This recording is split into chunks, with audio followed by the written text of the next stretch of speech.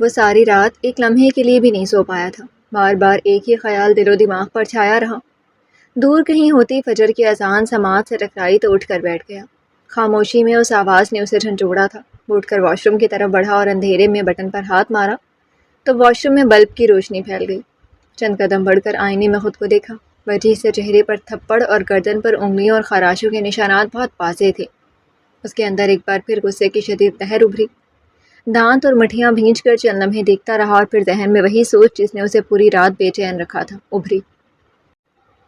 وہ وہاں ہوگی یا نہیں؟ واپس مڑا اور کمرے میں آ کر اپنے بستر پر بیٹھ گیا۔ ہاتھوں کی انگلیاں آپس میں پھنسا کر کچھ سوچا۔ پھر اپنے سامنے الٹے پڑے جوگر کو دیکھ کر اس کے ذہن میں جو کچھ واضح ہوا تھا۔ فیصلہ کر کے تیزی سے اٹھا، دوسرا جوگر اور جرابیں ڈھونڈ کر پہنے۔ سردی اور اندھیرے کی پرواہ کیے بغیر جینز اور آدھی آستینوں والی سفید ٹی شرٹ میں ہی باہر کی طرف بھاگا۔ کل شام جب وہ گھر پہنچا تو بے حد صدمے میں تھا۔ وہ کبھی سوچ بھی نہیں سکتا تھا کہ کبھی اسے اس قسم کی صورتحال کا بھی سامنا کرنا پڑ سکتا ہے۔ صدمے کے بعد وہ شدید قسم کا غصہ تھا جو اسے اپنی لپیٹ میں لینے لگا۔ وہ کسی بھی طرح اس قسم کے سلوک کا مستحق نہیں تھا۔ پھر خود کو اس غصے اور تکلیف سے نکالنے کے لیے کوشش کرنے لگا کہ اس واقعے کو بھول جائے۔ جو ہوا سو ہوا، اسے بھول جانا ہے اور کبھی دوبارہ وہاں نہیں جانا، بلکہ وہ یہ کالج ہی چھوڑ دے گا۔ وہ کہیں اور جاب تلاش کر لے گا، لیکن اس سب کے باوجود ایک بات اسے بے حد مضطرب کر رہی تھی کہ وہ وہاں ہوگی یا نہیں۔ ساری رات اس سوچ کو جھٹکنے کے بعد صبح جب اس کی آنکھ جوگر پر پڑی تو اس نے سوچا اسے وہاں جا کر دیکھ لینا چاہیے۔ بھاگتے ہوئے اس کا سانس پھولنے لگا تھا اور دل کی دھڑکن تیز ہو گئی تھی۔ ایسا پہلے کبھی نہیں ہوا تھا۔ روزانہ اس سے کہیں زیادہ بھاگتا تھا، روزانہ دوڑنا اور سخت جسمانی ورزش اس کا معمول تھا، لیکن آج کل کے واقعے اور سنسنی کی وجہ سے ایسا ہو رہا تھا۔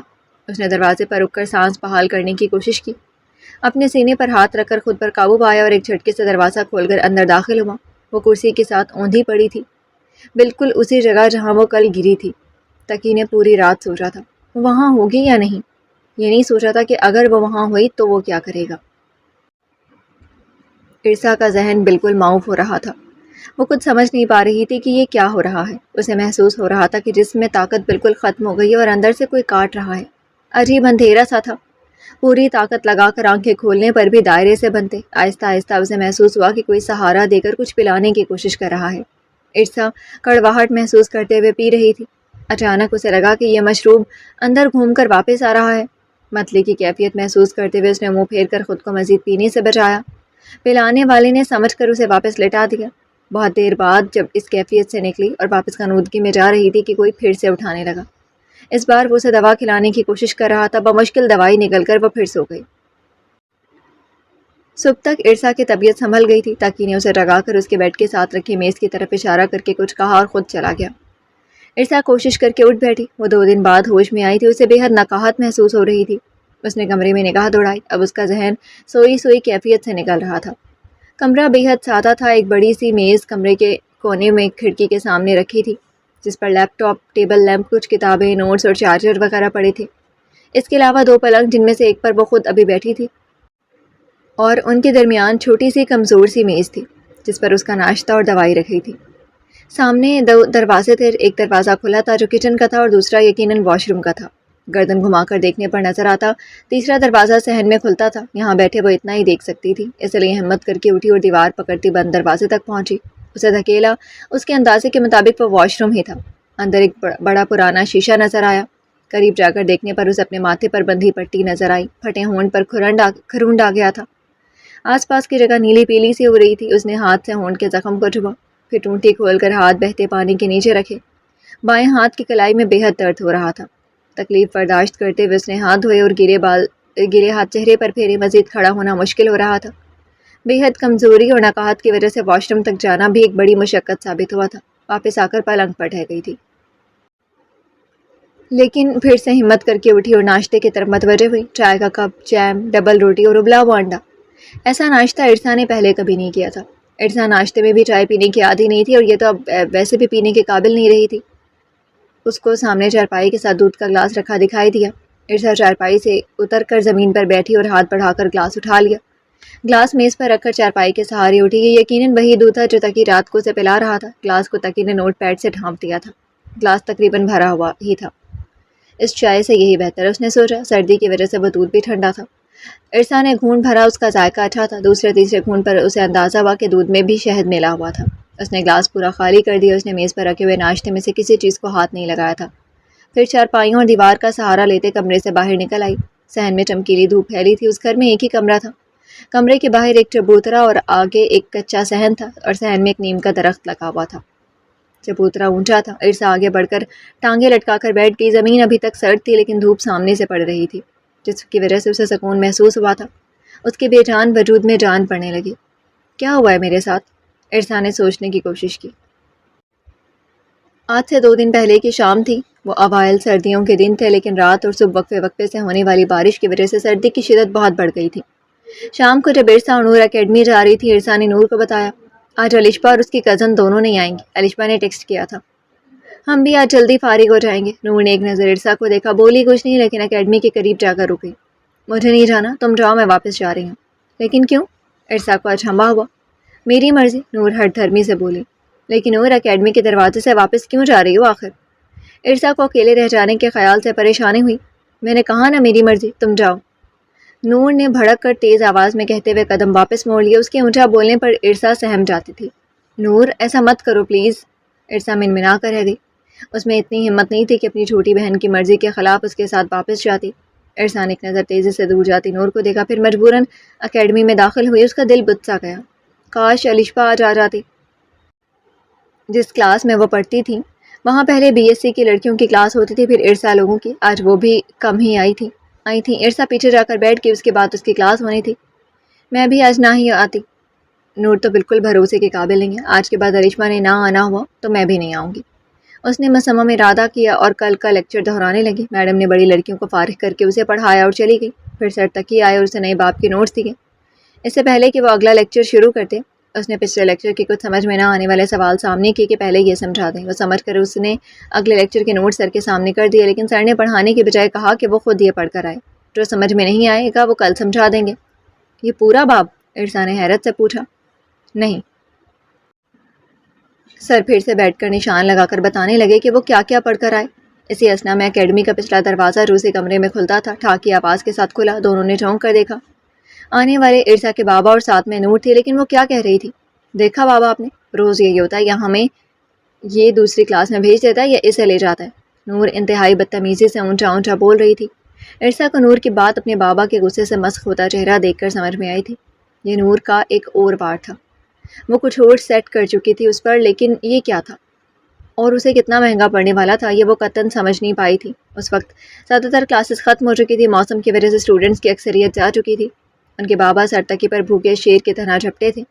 انہیں سنبھلنے کا موقع دیے بغیر بری طرح پیٹنے لگے۔ ساتھ ان کے منہ سے گالیوں کا ایک طوفان مڑ رہا تھا۔ ایک لمحے کو عرصا ٹھٹر گئی، پھر تیزی سے خود کو سنبھال کر آگے بڑھی۔ وہ انہیں روکنا چاہتی تھی۔ اس نے جیسے اپنے بابا کے بازو کو پکڑتے ہوئے انہیں روکنا چاہا اور صفائی میں کچھ کہنا چاہا، ان کے زناٹے دار تھپڑ نے اسے دھول چٹا دی۔ اس کے الفاظ اس کے منہ میں ہی رہ گئے تھے۔ تھپڑ سے اس کا سر دیوار سے لگا اور وہ پلٹ کر اوندھے منہ جا گری، پھر نہ اٹھنے کے لیے۔ یہ عرصا کو اب تک زندگی میں پڑنے والا پہلا تھپڑ تھا۔ اس کے منہ میں مٹی اور خون کا ملا جلا ذائقہ گھلنے لگا تھا۔ رات کے کسی پہر ہوش میں آنے پر بھی وہ سیدھی نہیں ہوئی۔ اسے اب کبھی نہیں اٹھنا تھا۔ اس سب کے بعد تو کبھی بھی نہیں۔ اتنا رقیق الزام، جانوروں سے بدتر سلوک، مجھے مارا اور پھینک کر چلے گئے۔ کسی کا سگا باپ ایسے سلوک کر سکتے اپنی اولاد کے ساتھ؟ مگر پھر کوئی آیا، اس کا بازو دبوچا اور گھسیٹتے ہوئے لے جا کر کسی کمرے میں چارپائی پر پھینک دیا اور خود کہیں چلا گیا۔ اندھیرا روشنی میں بدل رہا تھا۔ پھر کچھ لوگ آ گئے وہاں۔ ان میں ایک عورت بھی تھی جو اس کا خون صاف کر کے پٹی کر رہی تھی، لیکن پھر جو ہوا وہ اس کی زندگی میں ہونے والی ایک اور بڑی تبدیلی تھی۔ صرف اس کی نہیں، کسی اور کی بھی زندگی بدل گئی تھی۔ ایک دوسرے سے یکسر مختلف اور انجان لوگوں کے درمیان ایک تعلق، ایک رشتہ قائم ہو گیا تھا۔ عرصا اور تقی کا نکاح۔ تقی اسلام آباد سے کچھ عرصہ پہلے آنے والا کیمسٹری کا نیا ٹیچر۔ اس نے خوفزدہ ہو کر یہاں سے وہاں دیکھا۔ صبح اب دوپہر میں ڈھل گئی تھی۔ عرصا وہاں ہی بیٹھے بیٹھے خود پر گزرنے والے واقعات کو سوچ رہی تھی۔ حواس لوٹنے پر اسے ادراک ہوا تھا کہ وہ کن مشکلات میں گھر چکی ہے۔ اب اگر وہ کالج گئی تو لوگوں کا سامنا کس طرح کرے گی؟ وہ سر تقی کے ساتھ آتی جاتی ہے، سر کے ساتھ ہی رہتی ہے، یہ بات چھپ تو نہیں سکتی۔ یہ دیہاتی ماحول ہے، زیادہ تر لوگ یہاں ایک دوسرے کو جانتے ہیں۔ پھر لوگوں کے سوالوں کے جواب کس طرح دے پائے گی؟ اس سب کے بعد وہ پہلی بار پھوٹ پھوٹ کر روئی تھی۔ جب روتے روتے سر چکرانے لگا تو اسی طرح بیٹھے بیٹھے پیچھے زمین پر لیٹ گئی تھی۔ اگر میں کالج ہی نہ جاؤں تو؟ نہیں نہیں، اگلے لمحے خود ہی اپنے خیال کی نفی کی۔ ایسے منہ چھپانے سے مشکلات ٹل نہیں جاتے، مجھے پتہ ہے نا، میں نے کوئی گناہ نہیں کیا، پھر کالج کیوں نہ جاؤں؟ مجھے پڑھنے کا شوق ہے، میری امی بھی مجھے پڑھانا چاہتی تھی، فرسٹ ایئر میں اتنی محنت کی ہے میں نے، اب سیکنڈ ایئر میں لوگوں کے ڈر سے پڑھائی چھوڑ دوں؟ نہیں، بالکل نہیں۔ نفی میں سر ہلاتے خود کلامی کی۔ اگر مجھے کسی نے روکا تو میں اس بھوت بھنگلے میں ہی مر جاؤں گی۔ اس نے اس ویران سنسان پڑے گھر کو دیکھا، پھر بڑے حوصلے سے اٹھ کر کمرے کی طرف بڑھ گئی۔ تقی کے کالج سے واپس آنے سے پہلے وہ اپنے مسئلے کا حل ڈھونڈ چکی تھی۔ پہلے اس نے سوچا تھا کہ وہ تقی کو اکیڈمی سے اپنا بیگ لانے کو کہے گی، لیکن اندر آئی تو اسے اپنا بیگ تقی کی چارپائی کے دوسری طرف پڑا نظر آ گیا۔ تقی اس کا بیگ اور کتابیں جو وہ اکیڈمی لے کر جایا کرتی تھی بعد میں وہاں سے اٹھا لایا تھا۔ اس نے اپنا بیگ کھولا تو اسے اپنا پاؤچ مل گیا جس میں اس کے گھر کی چابیاں تھیں جہاں وہ پہلے اپنی امی کے ساتھ رہا کرتی تھی۔ اس کی زندگی میں مصائب کا آغاز تو اس کی امی کی حادثاتی موت کے بعد ہی ہوا تھا۔ امی کی وفات کے بعد جب اس کا باپ اسے لینے آیا تھا تو عرصہ نے صرف اپنے یونیفارم کے علاوہ چند کپڑوں کے جوڑے اور کتابیں ہی اٹھائی تھیں، کیونکہ اس کے باپ نے بڑے کرو فر سے یہ کہہ کر اسے کچھ اور لینے سے منع کر دیا تھا کہ اسے وہاں سب ملے گا۔ اس کے باپ کے پاس سب کچھ ہے۔ عرصہ کو واقعی وہاں سب ملا تھا سوائے عزت اور محبت کے۔ اب اسے تقی کی اجازت درکار تھی، اپنی چارپائی پر لیٹ کر اس کے آنے کا انتظار کرنے لگی۔ عرصہ تقی کے رد عمل سے ڈر بھی رہی تھی۔ اس کے باپ نے تقی کو بری طرح زد و کوب کیا تھا، اب وہ اس کے رحم و کرم پر تھی، وہ جو چاہے سلوک کرتا اس کے ساتھ، اسے کون پوچھنے والا تھا؟ اگر وہ کچھ برا نہ بھی کرتا تب بھی عرصہ کے لیے اسے نظر ملانا کتنا مشکل ہوگا، وہ ساری زندگی سر نہیں اٹھا سکے گی اس کے سامنے۔ تقی حسب معمول کھانا لیتے ہوئے آیا تھا اور اپنے ساتھ اس کے لیے بھی نکال کر اسے دیا۔ یہ تقی کا بڑا پن ہے، عرصہ نے سوچا اور خاموشی سے لے کر تھوڑا سا کھا لیا، پھر ڈرتے ڈرتے اسے مخاطب کیا، سر میں الشبا کے ساتھ جا کر اپنے گھر سے اپنا ضروری سامان لے آؤں؟ تقی نے ایک بار بھی نہیں پوچھا کون سا گھر، اس کے بجائے انتہائی خشک لہجے میں کہا، جو کرنا ہے کرو، کہتے ہوئے وہاں سے اٹھ گیا۔ عرصہ اپنے آنسو ضبط کرتے ہوئے بمشکل اٹھی، دل بھرا رہا تھا، پٹی کھول کر چادر اوڑھی، پھر باہر نکل آئی، لیکن ایک لمحے کو چکرا کر رہ گئی۔ اسے جانا کس طرف تھا؟ یہ اس کا اپنا قصبہ تھا، مگر وہ اس طرف کبھی نہیں آئی تھی۔ اس کی سمجھ میں نہیں آ رہا تھا کہ اب وہ کس طرف جائے، لیکن پھر اندازے سے کسی طرف جانے کے بجائے وہاں سے گزرتی ایک عورت سے اپنے محلے کا نام بتا کر رہنمائی لی۔ اس نے چادر سے اپنا منہ ڈھانپ لیا، آنسو اس کی چادر میں جذب ہو رہے تھے۔ وہ بہت مہینوں بعد اس طرف آئی تھی۔ الشبا کے گھر کے دروازے کو دیکھ کر اسے لگا جیسے لمبی مسافت کے بعد لٹی پٹی اپنوں میں پہنچ گئی ہوں۔ الشبا کے گھر کا گیٹ کھٹکھٹانے سے پہلے مڑ کر اس کے مقابل اپنے گھر کو دیکھا، اس کے دل میں ٹیس سی اٹھی۔ پہلے سب کتنا اچھا تھا، اس نے ایک ہچکی لی، پھر بہتی آنکھوں کے ساتھ الشبا کے گھر کا گیٹ دونوں ہاتھوں سے پیٹ ڈالا۔ وہ کن دقتوں سے یہاں تک پہنچی تھی یہ وہی جانتی تھی۔ گیٹ الشبا کی چھوٹی بہن نے کھولا، حیران نظروں سے روتے ہوئی عرصہ کو دیکھ کر پوچھا، عرصہ باجی کیا ہوا؟ پھر اندر کی طرف منہ کر کے زور سے الشبا کو آواز دی۔ الشبا کچن سے نکلی، عرصہ کو دیکھ کر وہ دوڑتی ہوئی اس تک پہنچی، بے اختیار اسے گلے لگاتے ہوئے پریشانی سے پوچھنے لگی، عرصہ کیا ہوا، کہاں غائب ہو؟ 2 دن سے کالج کیوں نہیں آ رہی، اور یہ زخم کس نے مارا ہے تمہیں؟ کوئی جواب دیے بنا عرصہ الشبا کے گلے لگی، ہچکیوں سے روتی رہی، کچھ تو بولو۔ الشبا کا دل ہول رہا تھا، بہت دیر بعد سنبھل کر پانی پیا اور الشبا کو ساری بات بتائی۔ پوری بات سن کر الشبا کے تو ہوش ہی اڑ گئے، وہ منہ پر ہاتھ رکھے کتنی ہی دیر صدمے کے عالم میں بیٹھی رہی۔ میرے خدا، نور ایسا کیسے کر سکتی ہے؟ اور تمہارے فادر؟ تمہاری شادی ہوگی وہ بھی سر تقی سے، وہ تو اس علاقے کے ہیں بھی نہیں، وہ کون ہیں کہاں سے ہیں یہ تو شاید ٹیچرز کو بھی نہیں پتا۔ بے یقینی سے تیز تیز بولتے گڑبڑائی، اسے احساس ہوا کہ وہ اپنی دوست کو مزید پریشان کر رہی ہے۔ خیر پرنسپل صاحب کو تو پتہ ہی ہوگا سر کے بارے میں سب، ظاہر ہے انہوں نے کچھ سوچ کر ہی یہ کیا ہوگا، اللہ بہتر کرے گا، تم حوصلہ رکھو۔ اب کی ڈھارس بندھائی، اتنا کچھ ہو گیا تمہارے ساتھ اور ہمیں پتہ ہی نہیں چلا۔ تمہارے کالج نہ آنے پر میں نے تمہیں کالز کرتی رہی، کسی نے پک نہیں کی، اور پھر کل نمبر ہی آف ہو گیا، موبائل کی بیٹری ختم ہو گئی ہوگی۔ الشبا خود کلامی کے انداز میں بول رہی تھی۔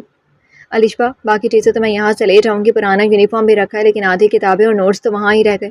عرصہ نے وہ بات کی جس کے لیے وہ یہاں آئی تھی، اس کی آواز رونے سے بھاری ہو رہی تھی۔ اچھا کوئی بات نہیں، میرے پاس جو ہے سب ہم مینیج کر لیں گے، تم فکر مت کرو۔ الشبا نے اسے پریشانی سے نکالنے کی کوشش کی۔ الشبا کے امی ابو گھر پر نہیں تھے، دونوں نے گھر جا کر عرصہ کے گھر کو کھولا اور ضرورت کی چیزیں اٹھائیں۔ الشبا اپنے چھوٹے بھائی کے ساتھ عرصہ کو چھوڑنے آئی تھی۔ گھر کا گیٹ اسی طرح کھلا تھا، تقی کمرے میں بھی نہیں تھا۔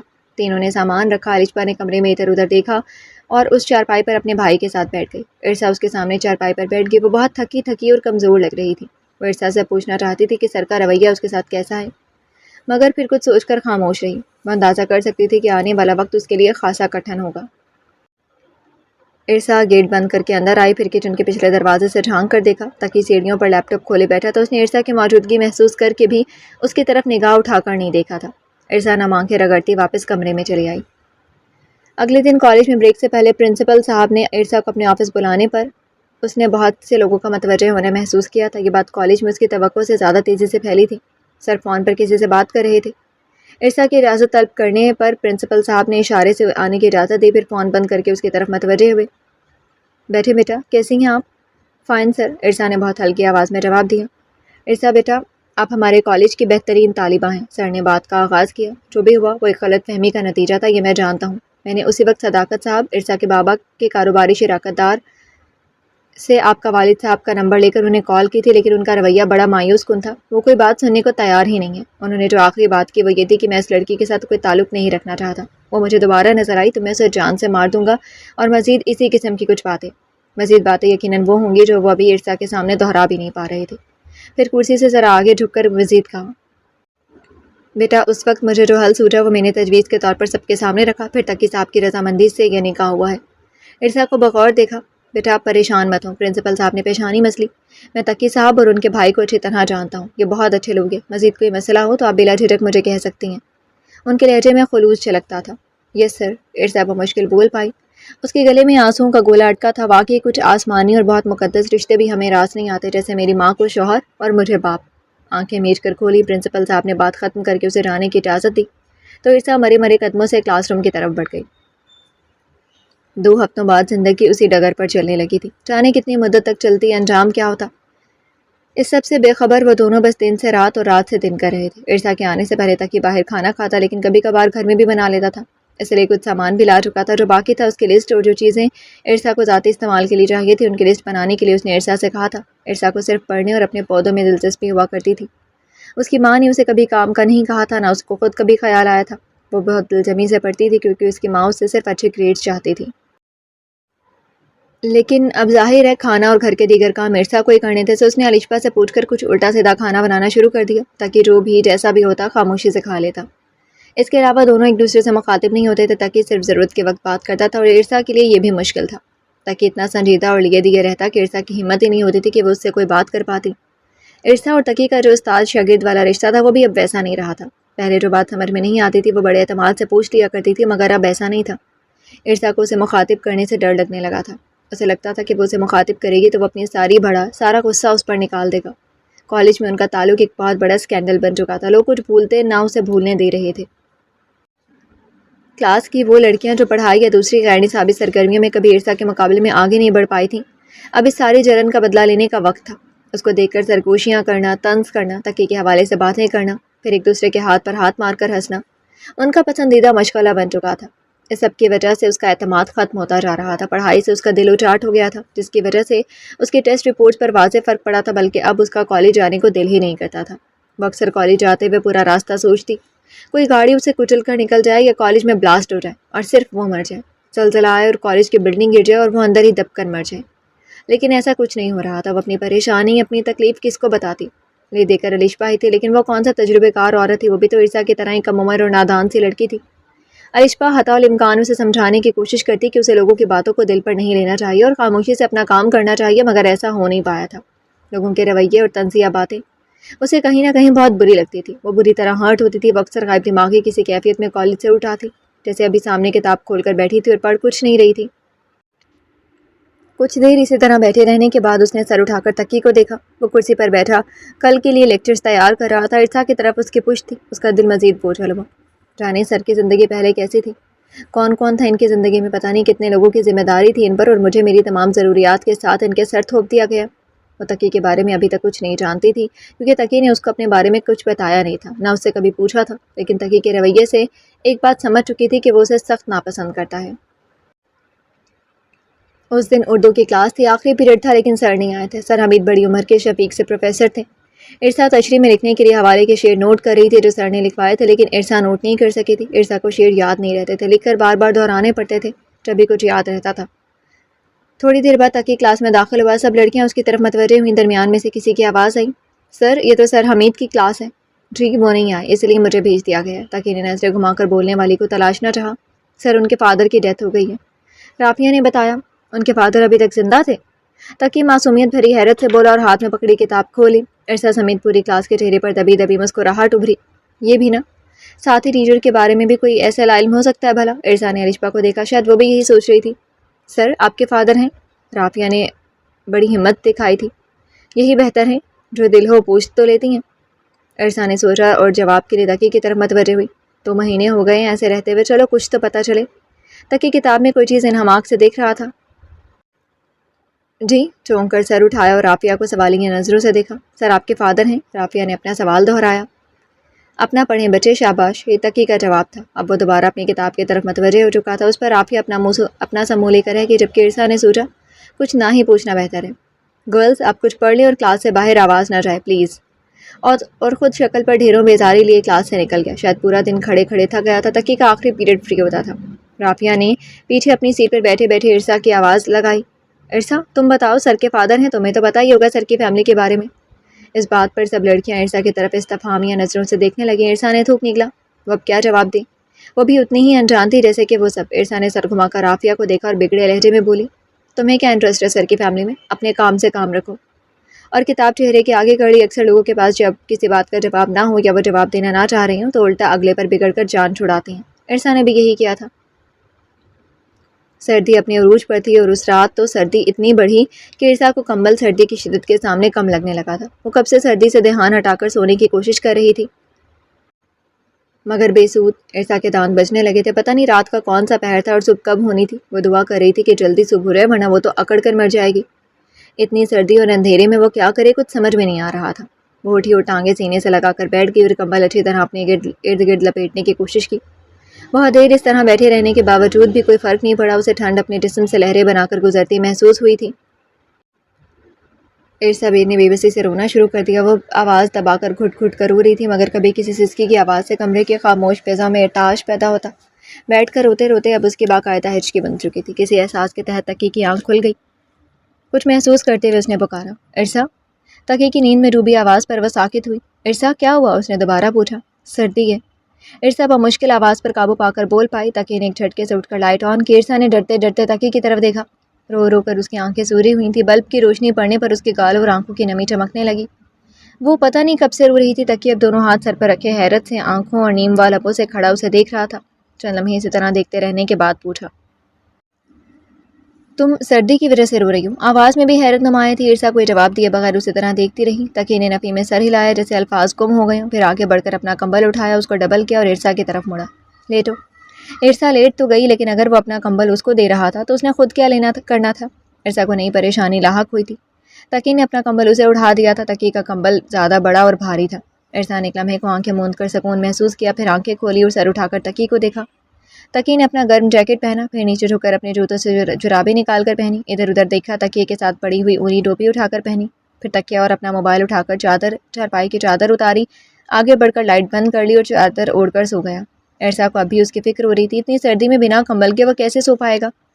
مگر کچھ ہی دیر بعد تقی کی آہستہ آہستہ خراٹوں کی آواز پر مطمئن ہو کر دانت نکالے اور کمبلوں میں منہ چھپا کر کروٹ لے لی، پھر کچھ ہی دیر بعد نیند کی وادیوں میں اتر گئی۔ صبح ناشتہ بناتے ہوئے ارسا مسلسل سوچتی رہی کہ وہ تقی سے پوچھے گی کہ وہ رات کو ٹھیک سے سویا تھا، اس کو سردی تو نہیں لگی۔ لاشعوری طور پر تشکر کے جذبے کے زیر اثر شکریہ کے طور پر اس سے یہ پوچھنا چاہتی تھی۔ اس سے پہلے ارسا نے کبھی کوئی بات کرنے کی کوشش نہیں کی تھی، آج کرنا چاہتی تھی، لیکن براہ راست شکریہ ادا کرنا اس کے لیے ایک مشکل امر تھا۔ ہاں مجھے ضرور پوچھنا چاہیے، ایک بار مصمم ارادہ کرتے ہوئے ناشتہ باہر لا کر رکھا۔ ناشتہ کرتے ہوئے ارسا نے تقی کو دیکھا، پھر فوراً نظریں جھکا لیں۔ اب پوچھتی ہوں۔ پھر جوڑ نظروں سے دیکھا تو احساس ہوا کہ کوئی بات کرنا تو دور کی بات، اس کے لیے تو نظر بھر کر تقی کو دیکھنا بھی مشکل تھا۔ سر کو صرف لیکچر کے دوران ہی دیکھا جا سکتا ہے۔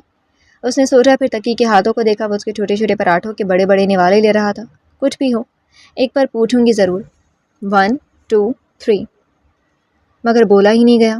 ناشتے کے بعد تقی کے لیے چائے لینے کچن میں گئی۔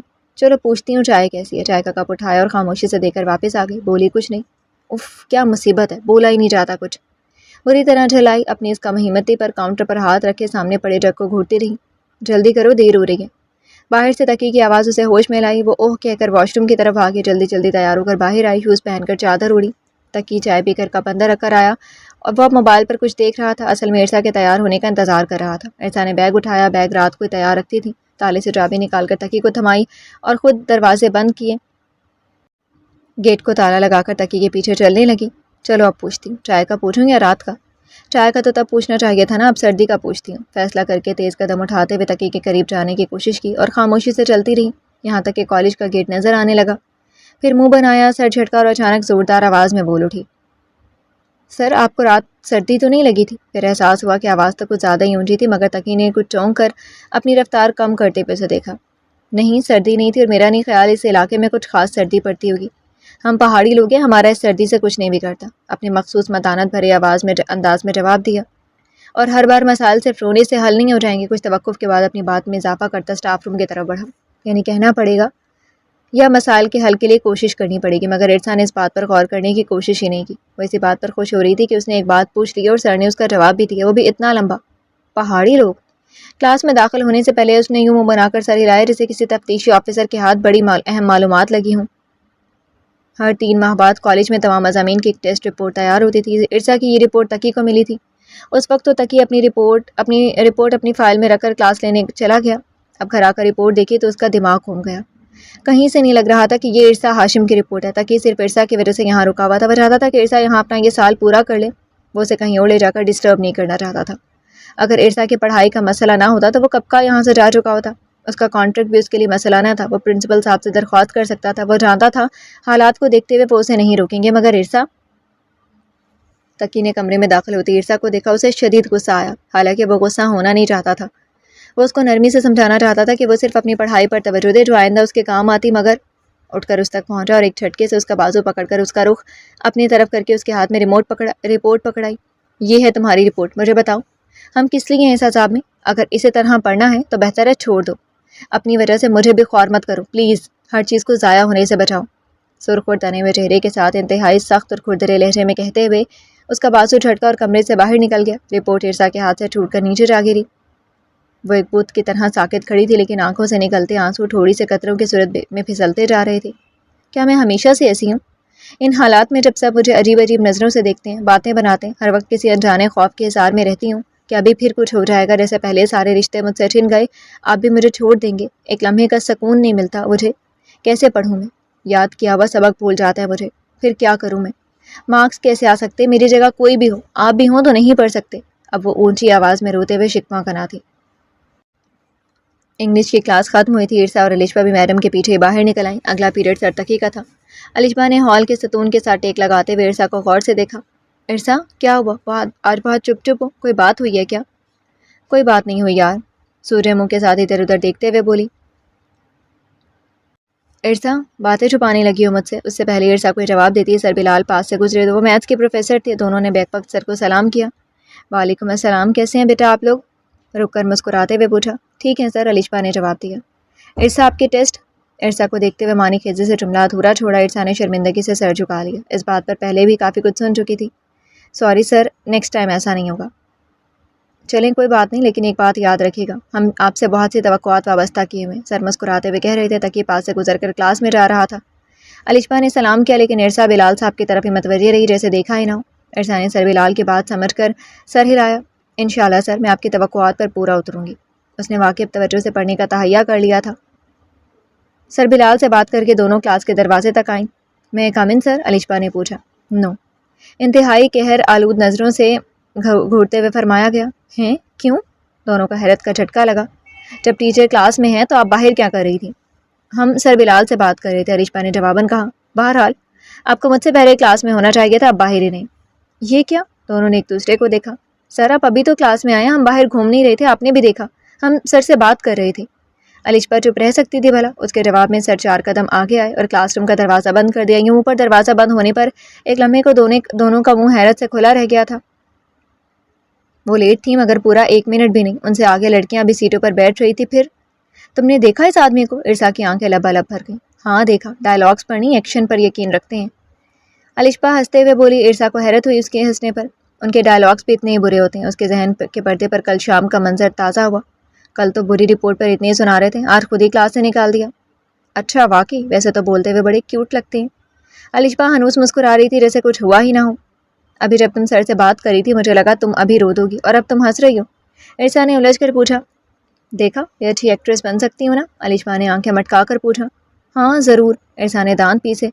दरअसल अलिशा को भी इतनी ही बेइज्जती महसूस हुई थी। साफ नज़र आ रहा था ये टीचर स्टूडेंट वाला मामला नहीं है। वो इस वक्त इरसा की वजह से बाहर खड़ी थी, मगर इरसा के देखा तुमने इस आदमी को कहने पर फ़ौरन संभल गई। वो जानती थी इरसा पहले ही परेशान है, वो मजीद उसको बददिल होने से बचाने के लिए बात को मजाक में उड़ाने की कोशिश कर रही थी। यार सब क्या सोच रहे होंगे जिन्होंने हमें ऐसे देखा, और पूरी क्लास हंस रही होगी हम पर। इरसा बसूड़ने लगी। ओह कम ऑन इरसा, ये चीज़ स्टूडेंट लाइफ का हिस्सा है यार, कल को हंसोगी इसे याद करके। अलिशा इरसा का बाजू पकड़कर कैंटीन की तरफ चलते हुए बोली, और जहाँ तक बात है क्लास के हंसने की, तो तुम अगले पीरियड से ही नोट करना शुरू कर दो कि किसकी किस बात पर इसी किस्म की इंसल्ट होती है। जिसकी इज्जत होती जाए उसका नाम नोट कर लो। तुम देखना 2 दिन में ही पूरी क्लास के नाम लिखे होंगे तुम्हारे पास। इस बात पर कोई रोता है यूँ? पागल हो बिल्कुल। मैं इस बात पर कभी हंस नहीं सकती। इरसा पर कोई असर नहीं हुआ था। अलिशा सर पकड़कर कुर्सी पर बैठ गई।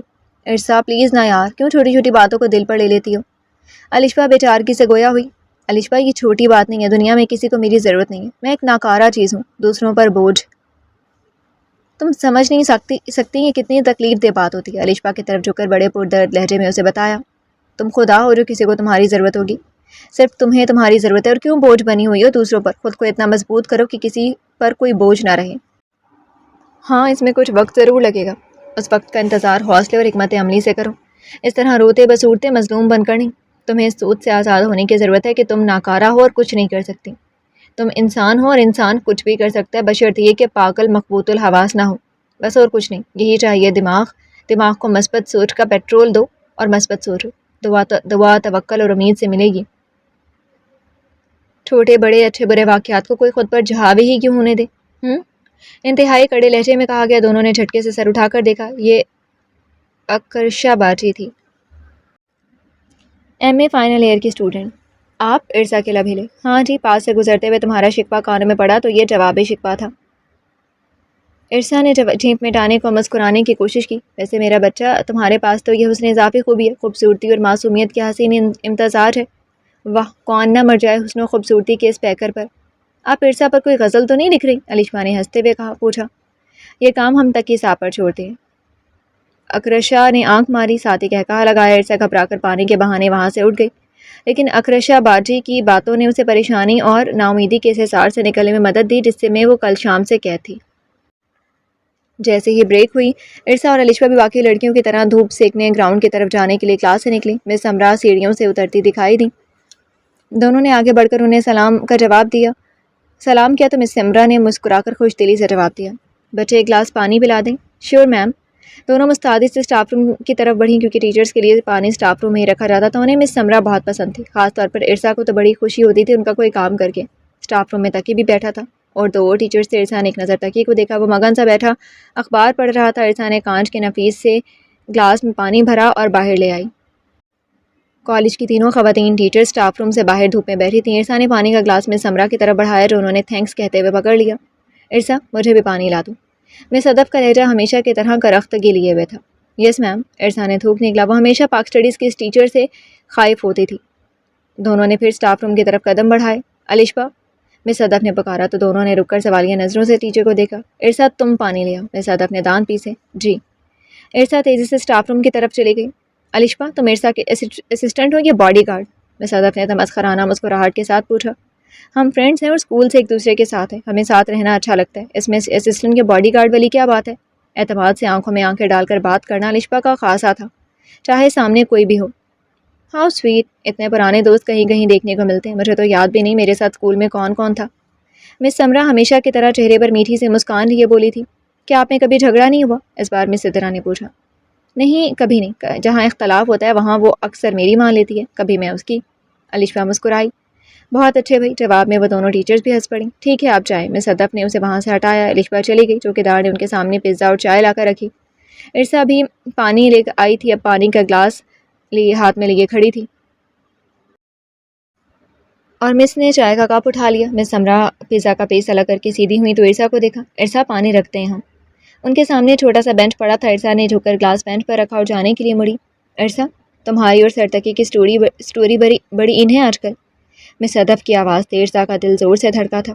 अब ये क्या शुरू करने वाली थी? बाकी दोनों टीचर्स ने भी चौंक कर उसे देखा। फिर miss Samra please excuse me कहते हुए पिज़्ज़ा हाथ में पकड़े वहाँ से उठ गई और चाय का कप वहाँ ही छोड़ दिया। इरसा रुक गई थी लेकिन जवाब कोई नहीं दिया। वो कहती भी तो क्या? बताओ ना क्या सीन है? اسے ان الفاظ پر دھچکا سا لگا۔ یہ ایک عورت اس سے بڑھ کر ایک استاد کے الفاظ تھے۔ وہ مس ہدف کے جوتوں پر نظریں جما کر کھڑی تھی۔ سر یہاں تو بڑے موڈ میں رہتے ہیں، گھر میں بھی ایسے ہی ہیں کیا؟ ساتھ ہی چائے کے چسکے لیے عرصا خاموش کھڑی جوتوں کی نوک دیکھتی رہی۔ ویسے سر تقی ہیں، بہت ہینڈسم۔ مس صدرہ کی آواز پر عرصا نے ایک نظر ان کو دیکھا۔ ان کی آنکھوں میں گلہ ابھرا۔ آپ سے یہ امید نہیں تھی۔ عرصا بھی بہت کیوٹ ہے، کپل اچھا ہے، مس صدرہ نے اضافہ کیا۔ لیکن مس ابھی ان کاموں کے لیے بہت عمرنی پڑی تھی اس کی۔ مس ہدف کو ناگوار گزری تھی یہ بات۔ کہاں کے رہنے والے ہیں کہ لوگ؟ تو ملی ہو سر تقی کی فیملی سے؟ پھر کچھ یاد آنے پر پوچھا۔ عرصا نے نفی میں سر ہلایا۔ یا اللہ مجھے غائب کر دے یہاں سے۔ الشبا ہوتی تو بات سنبھال لیتی، اس کے تو حواس کام کرنا چھوڑ دیتے تھے ایسی صورتحال میں۔ لڑکیوں کو تو چپ کرا سکتی تھی، لیکن ٹیچرز ان کا کیا کرتی؟ دیکھیں مس، نہ کوئی آگے نہ پیچھے، تعلیم نہ کوئی عمر، کیا مستقبل ہے اب اس کا؟ بڑی جتاتی نظروں سے مس صدرہ کو دیکھا۔ عرصا اگلی لمحے پھوٹ پھوٹ کر رونے والی تھی، اس کا منہ سرخ ہو چکا تھا اور جسم ہولے ہولے کانپ رہا تھا۔ مس ہدف نے مزید کچھ کہنے سے پہلے پیزا کا بڑا لقمہ لیا۔ پیزا ٹھنڈا ہونے سے پہلے اس سے بھی تو لطف اندوز ہونا تھا، جبکہ مس صدرہ اس کو دیکھتے ہوئے تعصب سے سر ہلا رہی تھی۔ عرصا، یہ ٹیسٹ ان کی لسٹ بنا کر کلاس میں ڈسٹریبیوٹ کر دیں۔ تقی تیزی سے عرصا کے قریب آیا اور عرصا کی طرف رول کے ہوئے پیپرز بڑھائے۔ اوہ سوری، تقی نے مس ہدف اور مس صدرہ سے کہا جیسے اپنے دھیان میں ہو اور اب اس بے دھیانی پر شرمندہ ہو۔ عرصا پیپرز پکڑ کر تیزی سے کلاس روم کی طرف بڑھ گئی۔ اٹس اوکے سر، پزا لیں؟ مس ہدف نے بڑی خوبصورتی سے مسکراتے ہوئے آفر کی۔ نو تھینکس۔ تقی تکلفاً مسکرایا۔ ارے سر آپ کو ڈائٹ کی کیا ضرورت ہے، ہمیں جوائن کریں؟ مس ہدف نے اصرار کیا۔ اس عورت کی بے باکی، اس کے میسیجز، اس کی کالز، توبہ ہے۔ نہیں شکریہ۔ آپ کے تکلفاً مسکرانے کی بھی زحمت نہیں کی اور اسٹاف روم کی طرف بڑھ گیا۔ آپ کسی دھوپ چھاؤں نے اثر نہیں کرنا تھا۔ تقی نے صرف عرصا کو وہاں سے ہٹانے کے لیے یہ کیا تھا۔ جب عرصا پانی لے کر نکلی تھی، تقی نے خفیف سا سر گھما کر اس کو باہر نکلتے دیکھا۔ یہاں سے ایک ٹیچر کی کرسی کا پچھلا حصہ نظر آ رہا تھا۔ تقی کی نظروں نے باہر تک اس کا تعاقب کیا۔ باہر سردیوں کی سنہری دھوپ پھیلی تھی۔ اس نے سوچا اسے بھی چل کر باہر بیٹھنا چاہیے، اس لیے اس نے اخبار لپیٹا اور باہر جانے کے لیے اٹھا۔ باہر نکل کر اس نے عرصا کو ایک نظر دیکھا۔ وہ اسے بے حد پریشان لگی۔ وہ لاشعوری طور پر وہاں ہی رک کر دیکھنے لگا۔ اس تک آواز پہنچ رہی تھی لیکن آواز واضح نہیں تھی۔ اسے سمجھ نہیں آ رہا تھا کہ کیا بات ہو رہی ہے۔ جب عرصا نے نفی میں سر ہلایا تب اس کے چہرے پر جو تکلیف تھی وہ بہت واضح محسوس ہوئی تھی اسے۔ تقی کے دماغ میں الارم سا بجا کہ اسے کس طرح عرصا کو وہاں سے ہٹانا ہے۔ وہ تیزی سے واپس آیا۔ تراز سے آج کا ٹیسٹ نکالا۔ اس نے ابھی 2-3 پیپرز یہ چیک کیے تھے، ان چیک کیے ہوئے پیپرز کو اوپر رکھا اور بےحد تیزی سے عرصا تک پہنچ کر اسے وہاں سے ہٹایا۔ اب واپس آ کر بیٹھ گیا۔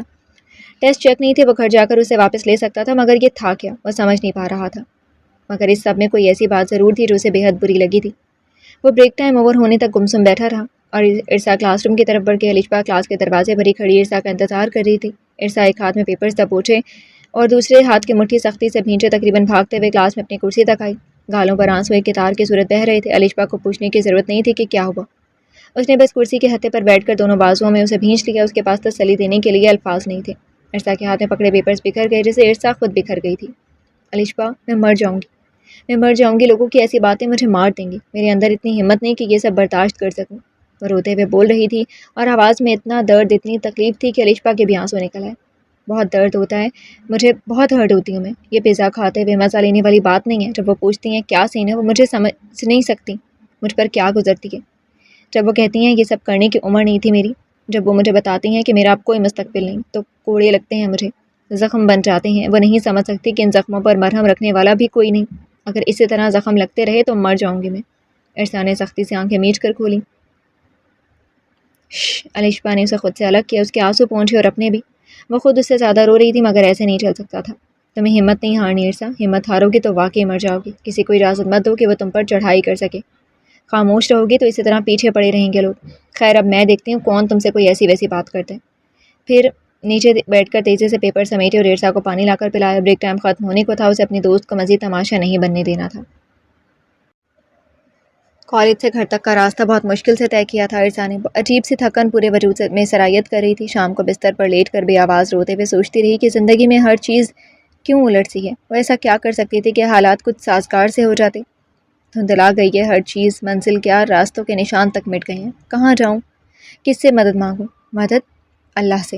اس کے دل سے آواز آئی، یا اللہ میں تھک گئی ہوں، عاجز آ گئی ہوں، میں اور برداشت نہیں کر سکتی، یہ بہت زیادہ ہے، مجھے بچا لے، مجھے بچا لے، مجھ پر رحم فرما۔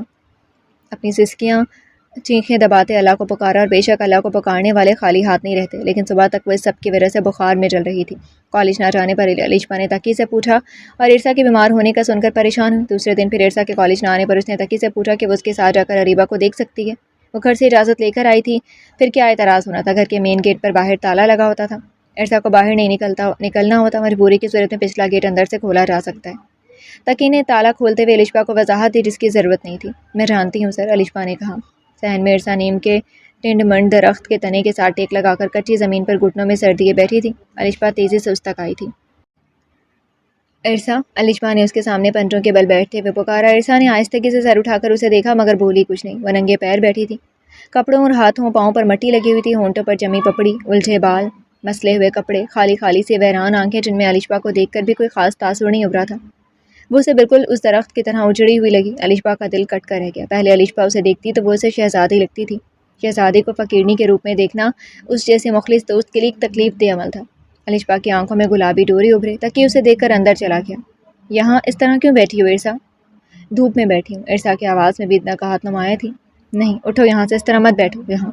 الشبا اسے اٹھا کر اندر لائی۔ میں کھانا لے آؤں؟ تقی کھانے کا کہہ کر باہر نکل گیا۔ الشبا کو اس پر بہت ترس آیا تھا، وہ بھی تو ابھی گھر آیا تھا، اب بنا آرام کے اتنی دور کھانا لینے جاتا، اور عرصہ سارا دن کی بھوکی تھی، پتہ نہیں صبح بھی کچھ کھایا تھا یا نہیں۔ اب اس حالت میں پانی تک پوچھنے والا کوئی نہیں تھا یہاں۔ اسے بے اختیار رونا آ رہا تھا اس وقت۔ عرصہ کو اس حالت میں دیکھ کر الشبا نے اس کے کپڑے بدلوائے، ہاتھ منہ اور پیر اچھی طرح دھلوا کر کنگھی کی، تب اسے کچھ سکون ملا۔ تقی کھانا لے کر جلدی آ گیا تھا۔ الشبا نے کھانا نکال کر زبردستی عرصہ کو کھلایا۔ وہ بار بار میرا جی نہیں چاہ رہا، بس کرو، الٹی ہو جائے گی۔ اچھا تم خود بھی تو کچھ کھاؤ، کہتی جا رہی تھی، لیکن الشبا نے اسے کھانا اور دوا کھلا کر ہی دم لیا، جبکہ تقی نے ایک نوالا تک نہیں کھایا تھا۔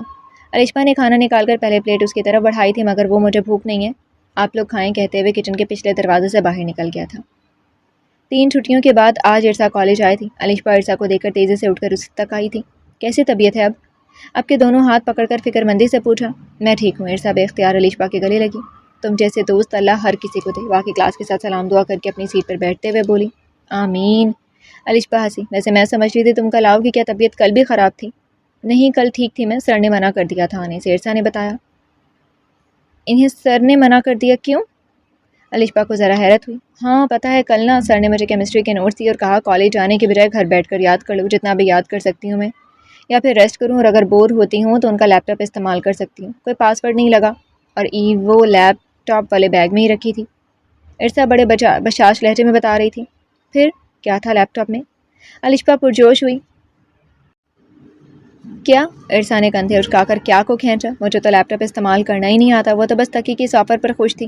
کیا تم نے آن ہی نہیں کیا؟ الشبا کے جوش پر پانی پھیرا۔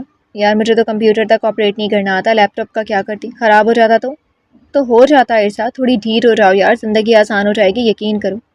الشبا کو بڑی مایوسی ہوئی تھی۔ پاگل، خراب ہو جاتا تو وہ کیا سوچتے کہ میں کتنی پینڈ ہوں، مجھے کسی چیز کا پتہ ہی نہیں۔ نہیں پتہ تو نہیں پتہ، اب انسان کو ہر چیز کا تو پتہ نہیں ہو سکتا نا، جب تم استعمال کرو گی تو تمہیں آ جائے گا۔ ان کو کون سا پیدا ہوتے ہی ہر چیز کا پتہ تھا، انہوں نے بھی تو کہیں نہ کہیں سے سیکھا ہوگا، یا ہم آس پاس استعمال ہوتے دیکھ کر سیکھ جاتے ہیں چیزوں کو، اور تم کیا اس چیز کو لے کر احساس کمتری کا شکار ہو رہی ہو؟ الشبا نے جیسے ڈانٹا۔ ہاں تم ٹھیک کہہ رہی ہو، میں کہاں سے کچھ سیکھ سکتی تھی، کہیں آتی جاتی تو تھی نہیں، زیادہ سے زیادہ رات بھی ٹی وی پر 8 بجے والا ڈرامہ دیکھا کرتی تھی، اب تو وہ بھی گیا۔ پھر تم ایک دوست ہو اور تم خود زیادہ عقل مند نہیں ہو؟ کیا؟ الشبا نے گھورا۔ اچھا تم بہت عقل مند ہو، عرصہ نے ہمیشہ کی طرح فوراً ہار مان لی۔ ویسے تم کبھی احساس کمتری کا شکار نہیں ہوتی الشبا؟ الشبا ہنس پڑی۔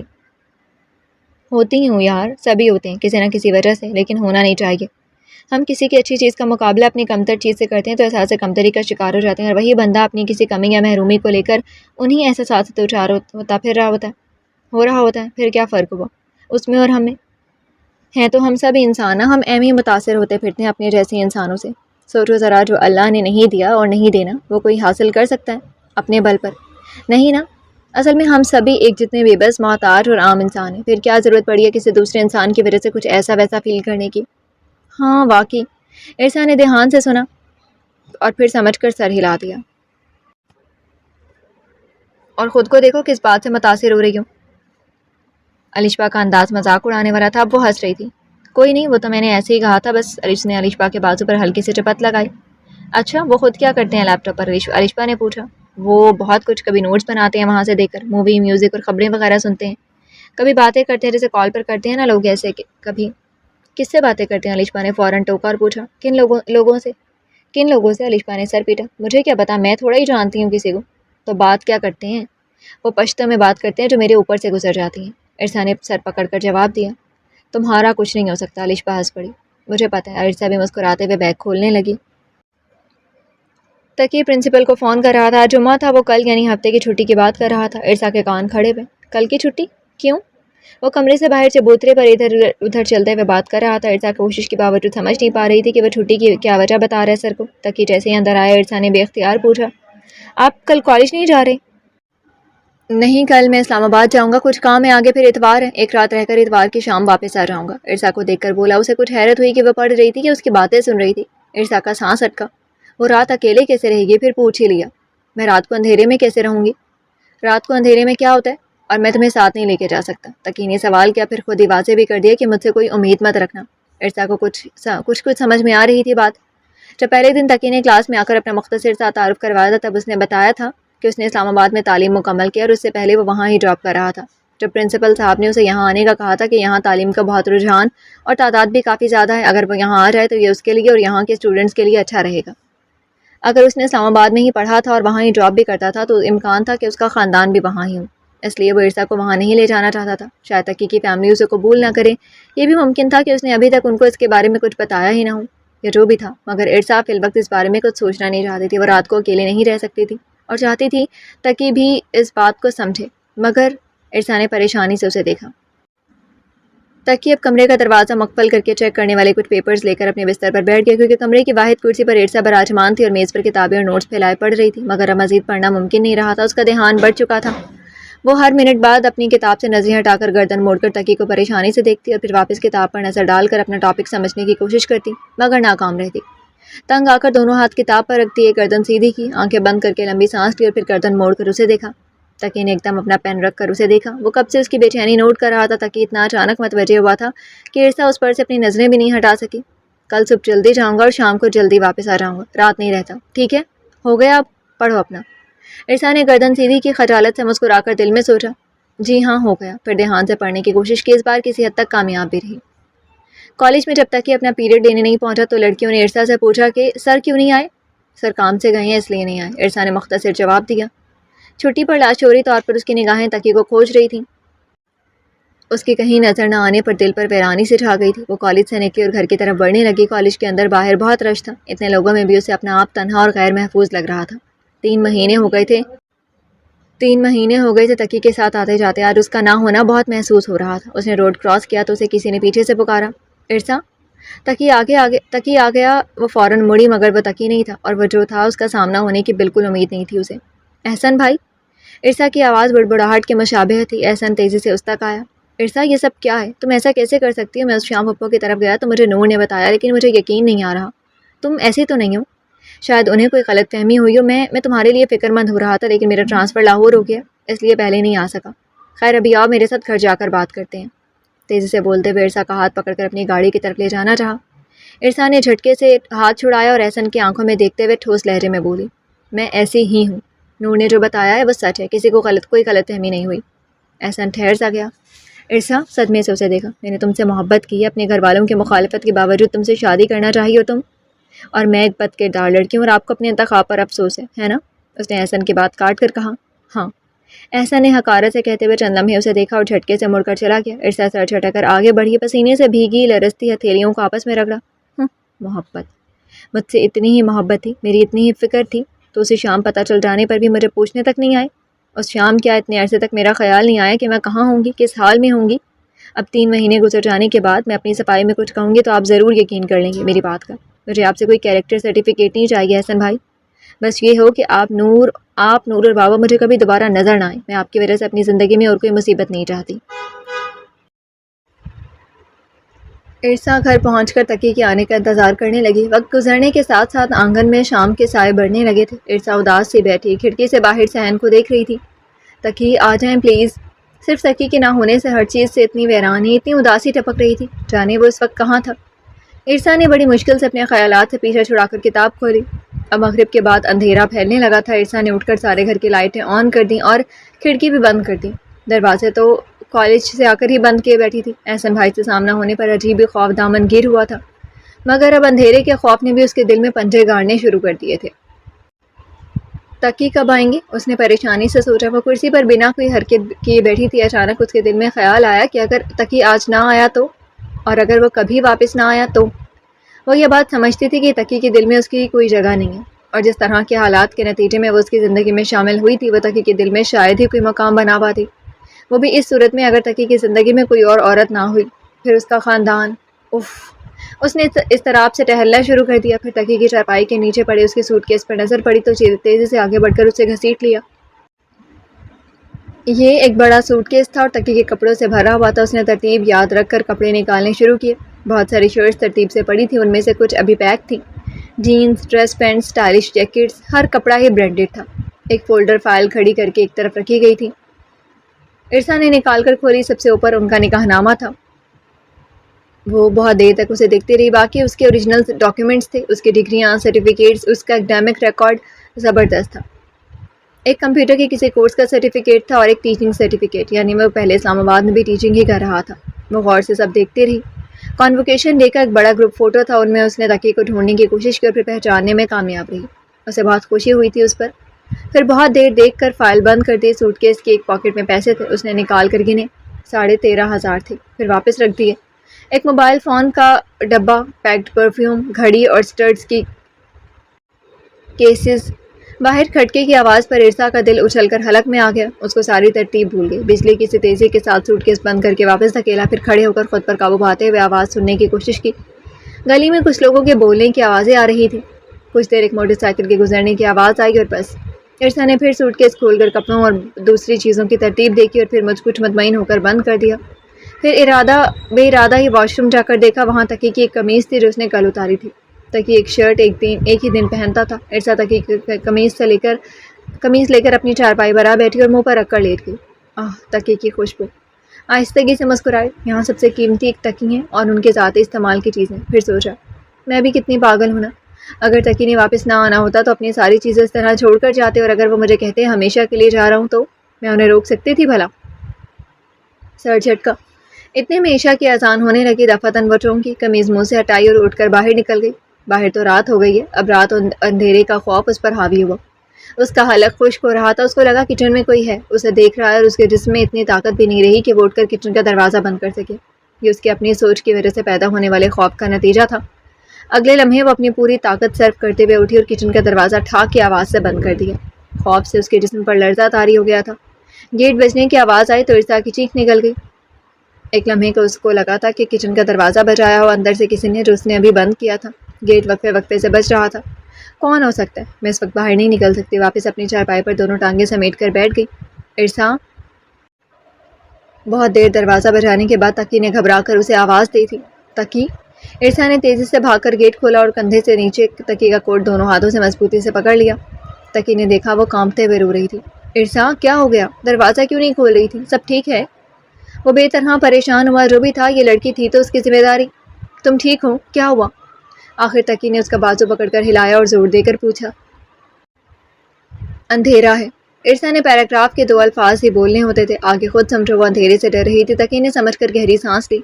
تو صحن کی لائٹ جلا لی ہوتی، اور اندھیرا کہاں ہے؟ دیکھو اتنی روشنی تو ہے چاند کی۔ ارسا نے سر اٹھا کر چاند کو دیکھا اور پھر صحن میں پھیلی میٹھی چاندنی کو۔ ہاں واقعی اندھیرا کہاں ہے؟ اگر تقی جیسا چاند اس کی زندگی میں رہے تو اندھیرا نہیں ٹھہر سکتا بھلا، اس نے سوچا۔ اندر چلو، سردی ہے، تقی بولا تو ارسا چونک کر پیچھے ہٹی۔ تقی نے سارے شاپنگ بیگز ایک ہاتھ میں منتقل کیے اور گیٹ بند کر کے آگے بڑھ گیا۔ دن بہت چھوٹے، ہر کام جلدی کرنے کے باوجود بھی میں لیٹ ہو گیا۔ اپنی چارپائی پر بیٹھ کر شاپنگ بیگ ارسا کی طرف کھسکایا۔ یہ تمہاری چیزیں ہیں۔ ارسا تقی کی طرف رخ کر کے کرسی پر بیٹھ گئی تھی۔ تقی کے ہونے سے دل میں اترنے والے اطمینان کو محسوس کرتے ہوئے جھک کر دیکھنے لگی کہ اس کے لیے کیا آیا ہے۔ اس میں سوٹ تھے، 3 بے حد خوبصورت ڈیزائنر سوٹ۔ ارسا نے اب دل میں خوشی کو سر ابھارتے محسوس کیا تھا، جس کے رنگ چہرے پر بھی پھیلنے لگے تھے۔ اسے تینوں سوٹ بہت پسند آئے۔ دوسرے بیگ میں جوتے تھے، وہ نکال کر پہننے لگی تو دیکھا اس کے پاؤں گندے تھے اور کچھ زخمی بھی۔ وہ ننگے پاؤں گیٹ کھولنے کے لیے بھاگی تھی اور اس کچے صحن میں چھوٹے چھوٹے پتھر کنکر پاؤں میں چبھے تھے۔ اب آہستہ آہستہ حواس واپس آنے پر درد محسوس ہو رہا تھا۔ جوتے بھی بہت اچھے تھے مگر سائز بڑا تھا۔ تقی اپنی گردن کا پچھلا حصہ دونوں ہاتھوں سے دباتے ہوئے اسے دیکھ رہا تھا۔ ارسا نے تیسرے بیگ کو دیکھا تو بول پڑا، اس میں کھانا ہے۔ تقی اپنے لیے کچھ نہیں لایا تھا، وہ تو یہاں بھی بازار سے سبزی لینے جاتا تو اپنے لیے کچھ خرید آتا تھا، اور اب اسلام آباد سے اپنے لیے کچھ نہیں لایا تھا۔ ناقابل یقین۔ تم نے کھانا بنایا؟ تقی نے پوچھا تو اسے یاد آیا کہ اس نے تو کالج سے آ کر کچھ کھایا ہی نہیں تھا۔ بنانا کیا تھا؟ اسے احساس ہوا کہ اسے سخت بھوک اور سردی لگ رہی تھی۔ سردی؟ اس کی شال کہاں تھی؟ وہ بس ایک پتلا سا سویٹر پہنے ہوئی تھی۔ ارسا نے تقی کی چارپائی کے پار اپنی چارپائی کی طرف دیکھا تو اسے وہاں اپنی شال پڑی نظر آئی اور ساتھ ہی اپنے تکیے پر پڑی تکیے کی شرٹ۔ او خدا، میں کن حالوں میں بیٹھی ہوں! جواب نہ ملنے پر تکیے اچھا کھانا نکالو کہتے ہوئے اٹھ کر واش روم کی طرف بڑھ گیا۔ ارسا کہنا چاہتی تھی کہ اسے یہ چیزیں بہت اچھی لگی اور تکیے کا اس طرح اس کے لیے کچھ لانا اس کے لیے بہت اہم اور خوشی کی بات ہے، مگر تیزی سے اٹھ کر شال اوڑھی اور شرٹ طے کر کے اپنے تکیے کے نیچے چھپائی۔ حد ہوتی ہے ارسا، بدحواسی کی بھی۔ کسی چیز کو حاوی تو نہیں ہونے دینا ہوتا خود پر۔ اکرشا باجی بھی تو مجھے ہمیشہ آپ کی ہر بات یاد رہتی ہے، سوائے اس وقت کے جب واقعی یاد رکھنے کی ضرورت ہوتی ہے۔ الشبا الشبا نے نوٹس سے سر اٹھا کر پہلے سر کو دیکھا اور پھر ارسا کو۔ کیا ہے؟ سوری، ارسا شرمندہ ہوئی۔ یہ سر تکی کی کلاس تھے، کچھ دیر بعد ٹیسٹ ہونے۔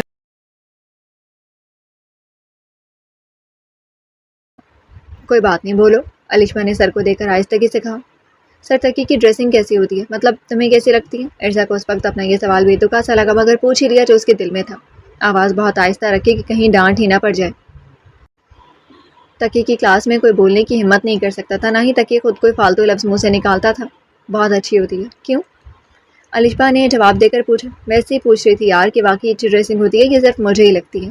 نہیں، اچھی ہوتی ہے، واقعی اچھی ہوتی ہے۔ الشبا نے ایک لمحے کے لیے الجھ کر ارسا کو دیکھا، پھر سامنے دیکھا۔ یار پتہ نہیں کیوں مجھے سر کی ہر چیز اچھی لگتی ہے، کچھ بھی برا نہیں لگتا، یہاں تک کہ جو چیز یہ استعمال کے بعد پھینک دیتے ہیں میرا جی چاہتا ہے وہ بھی اٹھا کر محفوظ کر لوں۔ ان کا صرف آس پاس ہونا بھی سکون دیتا ہے۔ ارسا رک رک کر بولی، یعنی تمہیں سر سے محبت ہو گئی ہے؟ الشبا چہرہ بے تاثر رکھنے کی کوشش کرتے ہوئے بولی، شاید، لیکن ایسا نہیں ہونا چاہیے تھا نا۔ ارسا افسردہ ہوئی۔ کیوں؟ الشبا نے سوالیہ نظروں سے اسے دیکھا۔ یار مانا کہ ہم ایک دوسرے کے نکاح میں ہیں، مگر پتہ نہیں یہ رشتہ قائم بھی رہے گا یا نہیں، ہمارے درمیان بہت فاصلہ ہے۔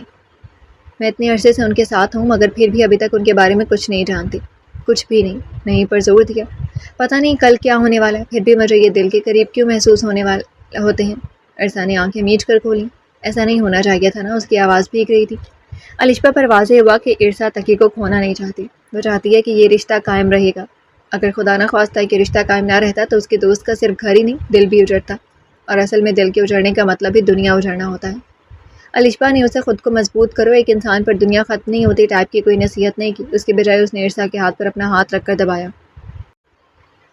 سنو ارسا، ایسا ویسا کچھ نہیں ہونے والا، پتہ ہے کیوں؟ ذرا توقف کیا، کیونکہ میں تمہارے لیے بہت دعا کرتی ہوں، اور پتہ ہے نا دعا میں کتنی طاقت ہوتی ہے۔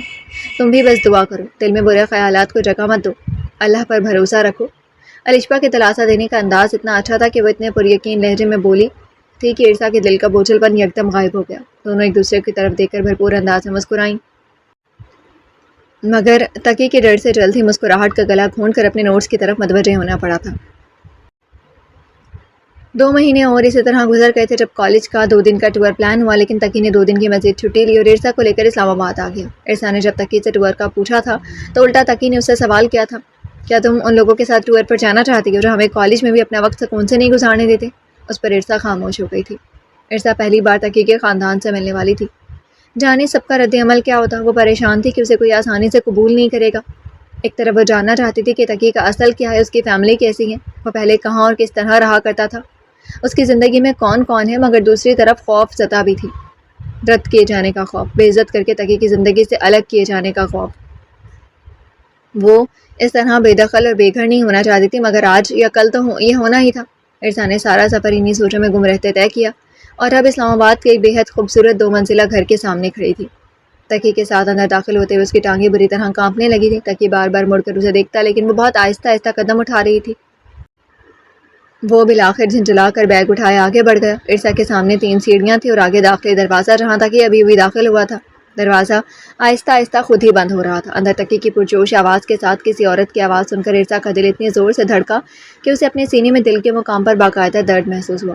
اسے وہ دن یاد آیا جب وہ اسی طرح اپنے باپ کے ساتھ یوں ہی کسی انجان اجنبی گھر میں داخل ہوئی تھی تو اسے کیا سننے کو ملا تھا۔ وہ عورت اس کی پاک پاس اتنی خوبصورت اور اتنی مہربان ماں کے بارے میں جن الفاظ میں بات کر رہی تھی، ویسے الفاظ تھے جن کی بازگشت کی وجہ سے اس کی کتنی ہی راتیں آنکھوں میں کٹی تھیں۔ چنگھاڑتی ہوئی آواز میں ارسا اور اس کی ماں کو گالیاں دیتے ہوئے اسے جانے کو کہہ رہی تھی، اسے بتا رہی تھی کہ اس کے لیے اس گھر میں ان کی زندگیوں میں کوئی جگہ نہیں ہے، وہ اسے کبھی یہاں نہیں رہنے دیں گی۔ زندگی میں پہلی بار ارسا کو کسی نے دھتکارا تھا، اس کے وجود کی نفی کی تھی۔ وہ یہ تکلیف ساری زندگی بھول سکتی تھی، نہ ہی اس کی ناپسندیدگی کا وہ بھیانک انجام۔ اب پھر وہی ہوگا، تکی بھی میرے باپ کی طرح مجھے تنہا چھوڑ کر منظر سے غائب ہو چکا ہے۔ میں پیدا ہی ذلیل و خوار ہونے کے لیے ہوئی ہوں، اس نے اپنے دانت سختی سے بھینچ رکھے تھے، کنپٹی کی رگیں ابھری ہوئی تھی، نظریں سیڑھیوں سے ہوتے ہوئے دروازے تک گئیں۔ اسی وقت دروازہ کھلا اور اندر سے ایک بہت حسین اور باوقار عورت چہرے پر مہربان مسکراہٹ لیے باہر نکلتی دکھائی دی اور پیچھے آتا تکی۔ ارسا یقین سے کہہ سکتی تھی کہ اس نے آج تک اتنا خوبصورت اور پر نور چہرہ نہیں دیکھا تھا۔ سنگھا ہے بچے، کیا حال ہے بچے؟ باہر ولے ولاڑائے، باہر کیوں کھڑی ہو؟ رازا آؤ۔ ارسا حوانک ہوئی۔ انہوں نے دھیان دیے بغیر آگے بڑھ کر بڑی گرم جوشی سے اسے گلے لگایا، پھر دونوں ہاتھوں میں چہرہ تھام کر ماتھے پر بوسہ دیا، جیسے کوئی ماں اپنے بچے سے برسوں بعد ملی ہو۔ اتنی محبت! ارسا نے پیچھے کھڑے تکی کو دیکھا، آنکھوں میں بے یقینی ابھری۔ یہ میری آپا ہیں، میری بڑی بہن، تکی نے تعارف کروایا۔ دلا پختونہ ورزی، اسے پشتو نہیں آتی۔ اب کہ وہ خاتون سے مخاطب ہوا تھا وہ ایک دم ہنس پڑی۔ خیر اچھا، تم شکل سے بالکل پٹھان لگا مجھے۔ ارسا کے برف ہوتے ہاتھ اپنے ہاتھوں میں پکڑ کر تکی کی طرف مڑی۔ یہ تو بہت پیارا دکھتا ہے، اب کے تکی کو دیکھ کر کہا۔ تکی اس بات میں سر ہلا کر اندر کی طرف بڑھ گیا۔ آ جاؤ بچے، انہوں نے بھی تکی کے پیچھے قدم بڑھائے۔ پیار کی حدت سے ارسا کے اندر زندگی کی حرارت پیدا ہونے لگی۔ آپا اس کے کانپنے کو تو سردی پر محمول کر سکتی تھی، مگر اس کی شکل سے اصل معاملہ سمجھ میں آتا تھا۔ وہ اسے اس مشکل سے نکالنے کی کوشش کر رہی تھی۔ یہ تکی کی آپا ہیں، انہوں نے کچھ برا بھلا تو کہا ہی نہیں۔ ارسا خوبصورتی سے سجے لاؤنج میں ہیٹر کے سامنے بیٹھنے تک یہی سوچ رہی تھی۔ آپا اس کے ساتھ بیٹھی تھی اور اپنے پختون لہجے میں چھوٹی چھوٹی باتیں کر رہی تھی۔ تکی سامنے والے صوفے پر بیٹھ کر انہیں سن رہا تھا۔ تکی کی اردو بہت اچھی تھی، لیکن پھر بھی جب وہ بولتا تو سننے والے کو اندازہ ہو جاتا کہ وہ پٹھان ہے۔ یہ سب ارسا کی سوچ کے برعکس بہت اچھا تھا۔ تکی کے گھر کا کوئی فرد اتنا اچھا بھی ہو سکتا ہے، یہ واقعی ارسا نے ایک لمحے کے لیے بھی نہیں سوچا تھا۔ آپا کے علاوہ دلشاد سے تعارف ہو، وہ ان کی ملازمہ تھی۔ آپا نے ارسا سے اس کے خاندان کے بارے میں کوئی سوال نہیں کیا، پتہ نہیں تکی نے ان کو کیا بتا رکھا تھا۔ دونوں کو بہت سا کھلانے پلانے کے بعد وہ ارسا کو ایک بیڈ روم میں چھوڑ گئی تھی کہ وہ یہاں آرام کرے۔ ارسا کتنی ہی دیر تحیر کے عالم میں بیڈ پر بیٹھی تھی۔ تو یہ تکی کا وہ خاندان جس کا خیال اگر سوتے میں آتا تو خوف اور ڈر کی وجہ سے اس کی نیند اڑ جاتی، بیٹھے ہوئے آتا تو کھڑی ہو جاتی، کھڑے ہوئے آتا تو رگ و جاں میں اضطراب دوڑ جاتا۔ یہ کوئی خواب تو نہیں ہے، یا کسی خواب کا خوبصورت حصہ، اور کچھ ہی دیر میں وہ خواب کے بھیانک حصے میں داخل ہونے والی ہے۔ وہ بہت وقت انہی سوچوں میں گم رہی، پھر کسی نے کمرے کا دروازہ کھٹکھٹایا تو چونک کر حال میں واپس آئی۔ یہ دلشاد تھی جو اسے کھانے کے لیے بلانے آئی تھی۔ ارسا کو حیرت ہوئی، کھانا اب تیار ہوا ہے تو کچھ دیر پہلے جو اتنا کھایا تھا وہ کیا تھا؟ اسے بالکل بھوک نہیں تھی، مگر باہر تو جانا ہی تھا۔ اس نے سوچا شاید کھانے کی میز پر کسی اور سے تعارف ہو، مگر وہاں تکی اور آپا ہی تھے۔ یہاں آئے ہوئے انہیں آج چوتھا دن تھا۔ ان 4 دنوں میں اس نے آپا کے ساتھ اسلام آباد دیکھا تھا اور آپا نے ڈھیروں شاپنگ بھی کرائی تھی اسے۔ وہ شکر منا رہی تھی کہ اس کی کچھ دن اپنے بدمزہ کھانوں سے جان چھوٹی، کبھی نمک مرچ زیادہ کبھی کم، کبھی ہانڈی سے عجیب کچا ذائقہ آنے لگتا، روٹی اکثر جل جاتی۔ اس نے تکی کی برداشت کو سلام کیا۔ اسے یہاں دوسری صبح کا ناشتے کا واقعہ یاد آیا۔ قیمے کے پراٹھے بنے تھے، وہ اور آپا ناشتے کی میز پر بیٹھی تھی جب تکی باہر سے آتا دکھائی دیا۔ شاید واک کر کے آیا تھا، آپا نے تو ساتھ ناشتہ کرنے کو کہا تھا۔ میں فریش ہو کر آتا ہوں، کہہ کر اوپر چلا گیا۔ دلشاد نے تکی کے لیے جو پراٹھا لا کر رکھا وہ ایک طرف سے ذرا سا جلا ہوا تھا۔ آپا نے فوراً اس کی جگہ دوسرا لانے کا کہا، پھر ارسا کو بتانے لگی کہ تکی کھانے میں بہت نقص نکالتا ہے، اس کو بہت کم چیزیں پسند آتی ہیں۔ جلا ہوا پراٹھا دیکھ کر تو وہ ناشتہ کیے بنا ہی اٹھ جاتا ہے۔ ارسا کو اس وقت اس بات پر اتنی حیرت ہوئی کہ ہاتھ میں پکڑانے والا منہ میں رکھنا ہی بھول گئی۔ تکی تو سب کچھ کھا لیتا تھا، پھر یہ کس تکی کی بات کر رہی تھی؟ آپا نے اسے خاندانی تصویروں والا البم دکھاتے ہوئے سب کے بارے میں تفصیل سے بتایا تھا۔ یہ 4 بہن بھائی تھے، سب سے بڑی آپا، پھر ولی بھائی، پھر زرمینے اور آخر میں تکی۔ تکی بہت چھوٹا تھا جب ان کے والدین کی وفات ہو گئی۔ آپا نے ہی تکی کو پالا تھا، وہ انہیں اکثر مورے کہہ کر بلاتا تھا۔ تکی کی چھوٹی بہن زرمینے ان لوگوں سے اگلی صبح ملنے آئی تھی۔ ان کے انداز میں بڑی بہن جیسی گرم جوشی تو نہیں، مگر سرد مہری بھی نہیں تھی۔ بس سادہ سا انداز تھا جیسے پہلی بار کسی سے ملنے پر اکثر لوگوں کا ہوتا ہے۔ وہ بھی شادی شدہ اور بچوں والی تھی، ان کا ایک بڑا خاندان تھا۔ وہ بس تھوڑی دیر بیٹھ کر چلی گئی تھی، پھر ابھی تک نہیں آئی تھی۔ بڑی بھائی آسٹریلیا میں اپنی فیملی کے ساتھ مقیم تھے اور آپا کے دونوں بیٹے بھی وہاں ہی ماموں کے ساتھ رہتے ہوئے اپنی تعلیم مکمل کر رہے تھے۔ آپا کے شوہر کا انتقال ہوئے 2 سال ہو گئے تھے۔ ان کا آبائی گھر سوات لوئر دیر میں تھا۔ جب ہی اس روز تکی نے کہا کہ ہم پہاڑی لوگ ہیں۔ وہ اپنے شوہر کے انتقال کے بعد یہاں شفٹ ہوئی تھی، اس لیے ان کی اردو اتنی اچھی نہیں تھی۔ ارسا کو ان کی باتیں سن کر بڑا مزہ آتا اور کبھی ہنسی بھی۔ ارسا کا سارا دن ان کے ساتھ ہی گزرتا تھا، وہ ان سے ہر بات کر لیتی تھی، بالکل ایسے جیسے اپنی ماں سے کر لیا کرتی تھی۔ اس وقت ارسا لان میں بیٹھی یہاں گزرنے والے وقت کو سوچ رہی تھی اور تکی ٹیرس پر کھڑا اسے دیکھ رہا تھا۔ ارسا نے سفید سوٹ اور جینس کا اسٹائلش سا جیکٹ پہن رکھا تھا، بالوں میں جوڑا جو اب تقریباً کھل چکا تھا، وہ دوپٹہ بس بائیں بازو پر ذرا سا ٹکا تھا اور باقی نیچے گھاس پر پڑا تھا۔ گود میں میگزین رکھے، کرسی کی پشت سے سر ٹکائے، آنکھیں موندے بہت پرسکون اور مطمئن سے بیٹھی تھی۔ سامنے میز پر جوس کا گلاس رکھا تھا، سفید کپڑوں پر پڑتی دھوپ کی وجہ سے اس کے ارد گرد نور کا ہالہ سا بن رہا تھا۔ ٹانگ پر ٹانگ رکھے کسی ملکہ کی طرح شان سے بیٹھی سردیوں کی دھوپ سے لطف اندوز ہو رہی تھی۔ تاکہ اسے دیکھنے میں اتنا محب ہوا کہ ٹائم کا ہوش ہی نہیں رہا۔ وہ بالکل بھول چکا تھا کہ اسے اپنے دوست سے ملنے جانا ہے۔ وہ ٹیرس سے اتر کر لان میں آیا اور ارسا کو دیکھتے ہوئے آہستہ آہستہ قدم اٹھاتا اس تک پہنچا جس کے گال دھوپ میں دہک رہے تھے۔ اس وقت تقی کو لگا کہ اس نے آج تک ارسا سے زیادہ شاندار لڑکی نہیں دیکھی تھی۔ وہ اس کے مقابل کرسی پر بیٹھ گیا اور سوچا آج اسے بات کر ہی لینی چاہیے۔ ارسا نے کسی کی موجودگی محسوس کر کے آنکھیں کھولی اور تقی کو دیکھ کر بوکھلا کر سیدھی ہوئی اور اپنا دوپٹہ سنبھالا۔ تقی اس کے تاثرات دیکھ کر جھلا گیا۔ یعنی کہ حد ہے، ابھی اتنے سکون سے بیٹھی تھی، میں کوئی دیو ہوں جو مجھے دیکھ کر اس کے چہرے کا سارا اطمینان اڑن چھوڑ جاتے ہیں۔ تقی کا موڈ آف ہو چکا تھا۔ آپا کہاں ہیں؟ غصے میں یہی منہ میں آیا تو ماتھے پر بل ڈال کر پوچھا۔ اندر ہوں گی۔ ارسا نے اس کے غصے سے گھبرا کر اٹکتے ہوئے جواب دیا۔ تقی جھٹکے سے اٹھ کر چلا گیا۔ انہیں کیا ہوا؟ پھر گھبراہٹ میں سامنے پڑا جوس کا گلاس اٹھایا اور ایک ہی سانس میں سارا خالی کر دیا۔ ویسے یہ ہوتے کہاں ہیں، نظر ہی نہیں آتے۔ پھر کندھے گلاس اٹھا کر کچن کی طرف چل پڑی۔ اسے تقی ہیلمٹ اٹھا کر باہر نکلتا دکھائی دیا۔ رات کو ارسا اپنے بیڈ روم میں تقی کا لایا ہوا سوٹ دیکھ رہی تھی۔ جو 3 سوٹ تقی لایا تھا ان میں سے یہ سب سے بہترین تھا۔ الشبا کو بھی یہی سب سے زیادہ پسند آیا تھا۔ سلائی بھی وہی کرا کر لائی تھی۔ ارسا نے ابھی تک پہنا نہیں تھا۔ اس نے شیشے میں دیکھتے ہوئے سوٹ خود سے لگا کر دیکھا۔ اس کی فٹنگ کچھ زیادہ ہی نہیں، پہن کر چیک کرتی ہوں۔ وہ دن میں تقی سے پوچھنا چاہ رہی تھی کہ وہ واپس کب جائیں گے، کل جائیں گے یا پرسوں، مگر تقی کا غصہ، وہ ڈھنگ سے کوئی بات ہی نہیں کر پاتی تھی۔ میرے خیال میں کل ہی واپس جانا ہوگا۔ چلو پھر ابھی نہا کر پہنتی ہوں، دیکھتی ہوں کیسا لگتا ہے یہاں، میں خود ہی تو ہوں۔ خود سے باتیں کرتی مسکرائی۔ ٹائم دیکھا 10:30۔ ڈریسنگ ٹیبل پر پڑے کاسمیٹکس کے سامان کو دیکھ کر مسکرائی۔ آج اس کا سونے کا ارادہ نہیں تھا۔ فیصلہ کر کے نہانے چلتی۔ نہا کر بال خشک کیے۔ اف، گرم پانی سے نہا کر بھی سردی لگ رہی ہے۔ پھر اپنے کارنامے پر مسکراتی باہر آئے، لیکن سامنے دیکھتی اس کی مسکراہٹ غائب ہوئی۔ تاکہ بیڈ پر آنکھوں پر بازو رکھے لیٹا تھا۔ یہ کہاں سے آ گئی؟ اس نے انگلی کا ناخن دانتوں میں دبایا۔ اس کے دوپٹے کا کچھ حصہ تقی کے کندھے اور کمر کے نیچے دبا تھا۔ اپنی جگہ کھڑی سوچتی رہی کہ اب کیا کروں، یہ یہاں سو رہے ہیں تو پھر میں کہاں سوؤں گی۔ آہستہ آہستہ چلتے بیڈ کے قریب آئی۔ پریشانی میں یہ بھی نہیں دیکھ پائی کہ اس سوٹ میں کیسی لگ رہی ہے۔ فی الحال اسے بس تقی کے نیچے دبا اپنا دوپٹہ چاہیے تھا۔ تقی کو غور سے دیکھا، وہ سو ہی رہا تھا۔ پھر جھک کر اپنا دوپٹہ کھینچا۔ اسی اسنا میں لائٹ چلی گئی۔ اس سے پہلے کہ وہ جا کر UPS سے لگے انرجی سیور آن کرتی، تقی نے اس کا بازو پکڑ کر ایک جھٹکے سے اسے بیڈ پر کھینچ لیا۔ ارسا کے منہ سے دبی دبی چینخیں نکل سکی تھی۔ وہ آپا کے کہنے پر ایک دن مزید ٹھہر کر اگلے دن واپس آ گئے تھے۔ 1.5 ماہ سے پھر وہی روٹین تھی۔ تقی پہلے سے کچھ زیادہ ہی خفا معلوم ہوتا تھا۔ اب اس کی وجہ ارسا کو سمجھ میں آ گئی تھی، مگر جھجک اور خفت و ندامت کی وجہ سے اپنے رویے کی وضاحت نہیں کر پا رہی تھی۔ وہ صبح ناشتہ بنا رہی تھی اور تقی باہر صحن میں اپنی روٹین کی مشکل ورزشیں کرنے میں مصروف تھا۔ اچانک ارسا کو چکر سا آ گیا تھا۔ اس نے کاؤنٹر تھام کر خود کو سنبھالا۔ پھر ناشتہ کرنے کو بھی اس کا بالکل جی نہیں چاہ رہا تھا۔ وہ بس بے دلی سے ناشتہ ٹھوستی رہی۔ تقی روز کی طرح بے حد سنجیدگی سے کھا کر اٹھ گیا۔ کالج میں پہلی ہی کلاس میں ارسا کو متلی محسوس ہوئی۔ وہ الشبا کے ساتھ کلاس سے باہر آئی۔ صبح جو تھوڑا بہت ناشتہ کیا تھا اب وہ بھی نکل گیا تھا۔ یہ کیا ہو رہا ہے؟ میں سر کو بتاتی ہوں، وہ تمہیں ڈاکٹر کے پاس لے کر جائیں۔ الشبا نے فکر مندی سے اس کا زرد پڑتا چہرہ دیکھ کر کہا۔ نہیں، میں ٹھیک ہوں اب، یہ صبح سے بلکہ کل سے طبیعت کچھ عجیب سی ہو رہی تھی۔ ارسا نے الشبا کے بازو پر ہاتھ رکھ کر اسے جانے سے روکا۔ کل سے؟ اور تم نے ابھی تک ڈاکٹر کو نہیں دکھایا؟ الشبا نے اسے گھورا۔ کچھ نہیں ہوا، چلو کلاس میں۔ چھٹی سے پہلے ارسا کو پھر ایک بار باہر آنا پڑا تھا۔ اب اسے بری طرح چکر آ رہے تھے۔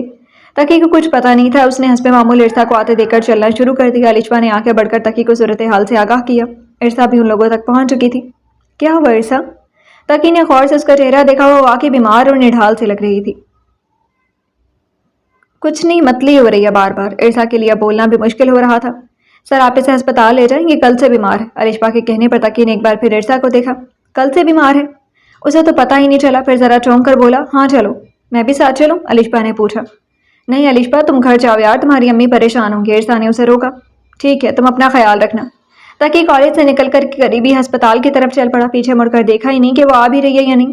ارسا کی ان دقتوں سے بیگ سنبھالتے ہسپتال تک پہنچی تھی۔ تقی کو اس کا کوئی اندازہ نہیں تھا۔ ارسا کی نظروں میں زمین و آسمان گھوم رہے تھے۔ قدم کہیں رکھتی اور پڑ کہیں ہو رہا تھا۔ بیٹھنے کو بینچ ملا تو اس نے شکر کا کلمہ پڑھا۔ ارسا اپنی باری پر چیک کر آنے اندر گئی۔ تقی باہر ہی بیٹھ کر انتظار کر رہا تھا۔ لیڈی ڈاکٹر نے اچھی طرح چیک کیا اور پھر معاملہ سمجھ کر اسے پوچھا، تم ارسا ہو نا، آسما کی بیٹی؟ جی۔ وہ بھی ڈاکٹر نوشین کو جانتی تھی، اپنی امی کے ساتھ پہلے بھی ان کے پاس آتی رہتی تھی۔ تمہاری امی کا تو انتقال ہو گیا ہے نا؟ جی۔ ارسا نے ہولے سے سر ہلایا۔ کس کے ساتھ آئی ہو؟ ڈاکٹر نے افسوس سے سر ہلاتے ہوئے پوچھا۔ سر کے ساتھ؟ کون سر؟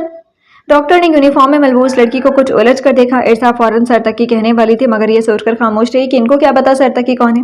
یہ تو سر کو نہیں جانتی نا؟ بولو۔ ارسا ابھی کوئی جواب نہیں دے پائی۔ نام کیا ہے سر کا؟ सर तकी, रजिया बाहर से तकी नाम के बंदे को बुलाएं। रजिया नामी नर्स अभी अभी अंदर दाखिल हुई थी। जी अच्छा कहते हुए दरवाजे से ही वापस बोली। तकी अंदर आया तो डॉक्टर ने उसे बैठने का कहा और फिर चुपते लहजे में पूछा, ये आपकी स्टूडेंट है? जी ये मेरी वाइफ है, इत्तफाक से स्टूडेंट भी। तकी इरसा से कहीं ज़्यादा समझदार और मामला फहम था। इरसा की बच्ची? तकी ने उसे घूरा। हस्बैंड वाइफ ऐसे होते हैं। इरसा ने अपने हाथों को देखते सोचा, लेकिन उसका वाइफ कहना उसे कहीं बहुत अच्छा भी लगा था। ओह अच्छा, कितना अरसा हुआ आपकी शादी को इरसा? अब की बार जरा मुस्कुरा कर पूछा गया। 6 माह, जवाब तकी की तरफ से आया। मुबारक हो, आपकी वाइफ उम्मीद से हैं।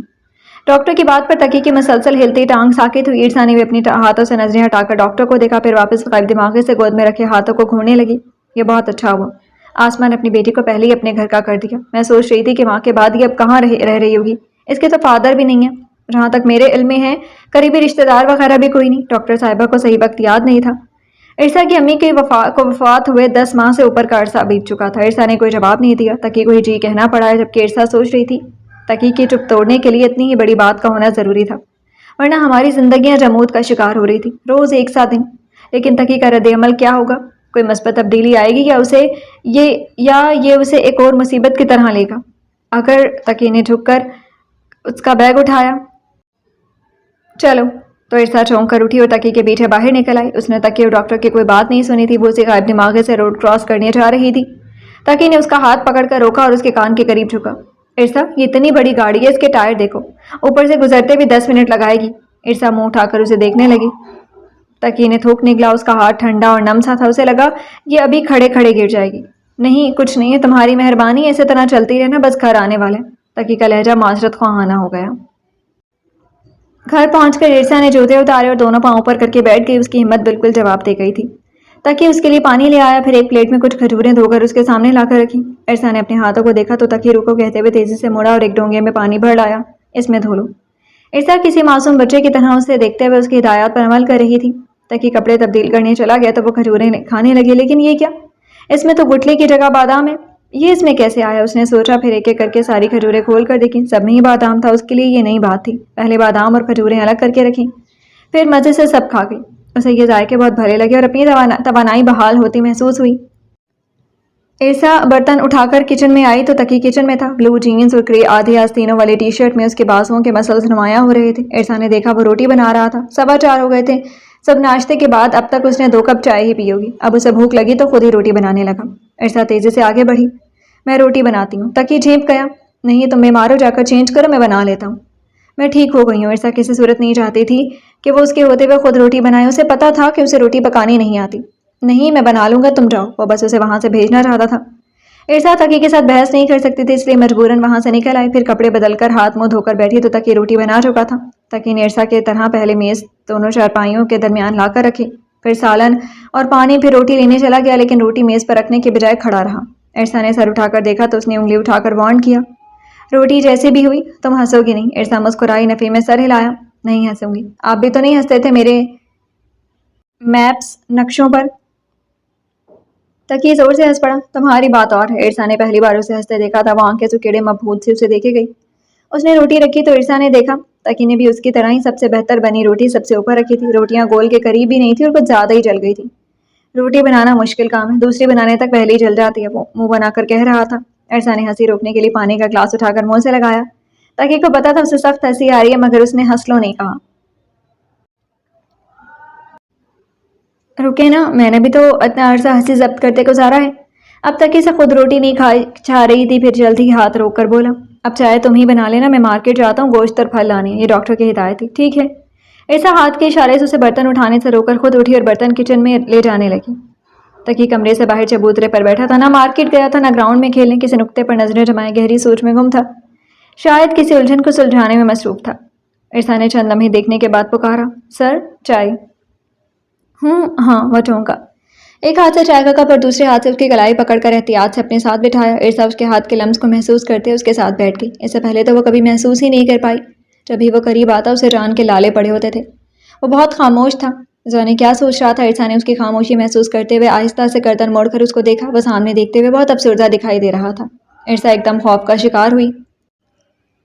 वो जाने क्या कहने या करने वाला था। कुछ देर पहले तक इरसा ने उसके चेहरे पर खुशी की चमक वाज़ेह तौर पर देखी थी। वो यकीनन खुश था। یہ اس کی مسکراہٹ بتاتی تھی اتنے مہینوں میں پہلی بار اس کا رویہ بہت دوستانہ تھا، جس کی وجہ سے عرصہ نے پریشانی کے بوجھ میں کمی محسوس کی۔ اجنبیت کا گراف گرا تھا، پھر اب ایسا کیا ہو گیا تھا؟ عرصہ کی سوچوں کو بریک لگے جب تقی نے ہلکی آواز میں بولنا شروع کیا۔ عرصہ تھوڑے توقف کے بعد پھر بولا، جیسے بولنے کے لیے الفاظ ڈھونڈ رہا ہو یا سمجھ میں نہ آ رہا ہو کہ بات کہاں سے شروع کرے۔ میں جانتا ہوں تم میرے ساتھ خوش نہیں ہو اور شاید کبھی رہ بھی نہ سکو۔ حقیقت یہ ہے کہ تمہاری زندگی میں جتنی بھی مشکلات ہیں ان سب کی بنیادی وجہ میں ہوں۔ میرے لیے اس طرح بات کرنا بہت مشکل ہے، مگر میں اعتراف کرنا چاہتا ہوں کہ میں ایک خود غرض انسان ہوں۔ میری خود غرضی نہیں تم سے تمہارا سب کچھ چھین لیا۔ اگر میں ایسا نہ کرتا تو تم آج اس حال میں نہ ہوتے۔ اگر وہاں سے بات شروع کروں جب میں یہاں آیا اور کیسے آیا، تو اس سے پہلے میں اسلام آباد کی چھوٹے سے پرائیویٹ اسکول میں پڑھاتا تھا۔ یہ ڈگری مکمل کرنے کے بعد میری پہلی جاب تھی۔ میں اپنے بھائی کی مدد نہیں لینا چاہتا تھا، اس لیے جو کام ملا وہ کیا۔ پھر یہاں اپوائنٹ ہوا۔ پہلی بار کالج میں پہلی جو کلاس لی تھی وہ تمہاری کلاس تھی۔ اتنی بڑی کلاس میں اتنی زیادہ لڑکیوں کے درمیان جس نے مجھے متوجہ کیا وہ تم تھی۔ ان شارٹ، اپنی پوری زندگی میں کسی سے اس حد تک متاثر نہیں ہوا۔ یہ صرف تمہاری خوبصورتی، تمہاری معصومیت نہیں تھی۔ کالج کے تمام ریکارڈ بریک کرتا ہوا تمہارا فرسٹ ایئر کا رزلٹ، تمہارے سب ٹیسٹ، کلاس میں تمہارا سوبر اور منفرد انداز، یہاں تک کہ ٹیچرز میٹنگ میں بھی کئی مرتبہ تمہارا ذکر ہوتا تھا، اور پرنسپل اتنے احترام اور فخر سے تمہارا نام لیتے کہ میں سوچتا تھا کوئی اتنا پرفیکٹ کیسے ہو سکتا ہے۔ اس نے ایک لمبی سانس لی۔ عرصہ کے لیے یہ سب ناقابل یقین تھا۔ وہ ذہین اور محنتی تھی، اس لیے اس کا رزلٹ اچھا آیا تھا، بس اتنی سی بات تھی۔ اس نے کبھی خود کو اتنا خاص خیال نہیں کیا جتنا وہ بتا رہا تھا۔ یہ انکشاف اسے حیران کر رہا تھا کہ وہ اتنی خاص تھی کہ اس کھڑی ناک والے مغرور سے بندے کو متاثر کر گئی تھی۔ عرصہ، یونیورسٹی اور یہاں کالج میں بھی کتنی ہی لڑکیوں نے مجھے متوجہ کرنے اور میرے قریب آنے کی کوشش کی تھی، مگر میں ایسی کوشش تمہارے لیے کرنا چاہتا تھا اور شاید کرتا بھی اگر مجھے یہ پتہ نہ چل جاتا کہ تمہاری منگنی ہو چکی ہے، تم اپنے منگیتر کو پسند بھی کرتی ہو۔ عرصہ نے ایک جھٹکے سے گردن موڑ کر اس طرف دیکھا۔ منگنی والی بات ان تک کیسے پہنچی؟ یہ سن کر بہت برا محسوس ہوا، جیسے دل خالی خالی سا ہو گیا۔ کچھ اچھا نہیں لگ رہا تھا تب ان دنوں پرنسپل صاحب نے تمہیں اکیڈمی بھی بلا لیا تھا تاکہ تمہیں ایکسٹرا پڑھایا جائے۔ بے بسی کی انتہا پر تھا میں۔ چاہتا تھا تم نظر ہی نہ ہو، اور کبھی سوچتا چلو اتنا بھی غنیمت ہے تمہیں دیکھ تو لیتا ہوں۔ کبھی سوچتا تھا تمہیں اگنور کروں کیونکہ تم میری تو کبھی نہیں ہو سکتی۔ جانتا تھا تمہاری اور میری دنیا بالکل الگ ہے، اور اس سے بھی بڑھ کر تمہارے دل میں کوئی اور بستا ہے۔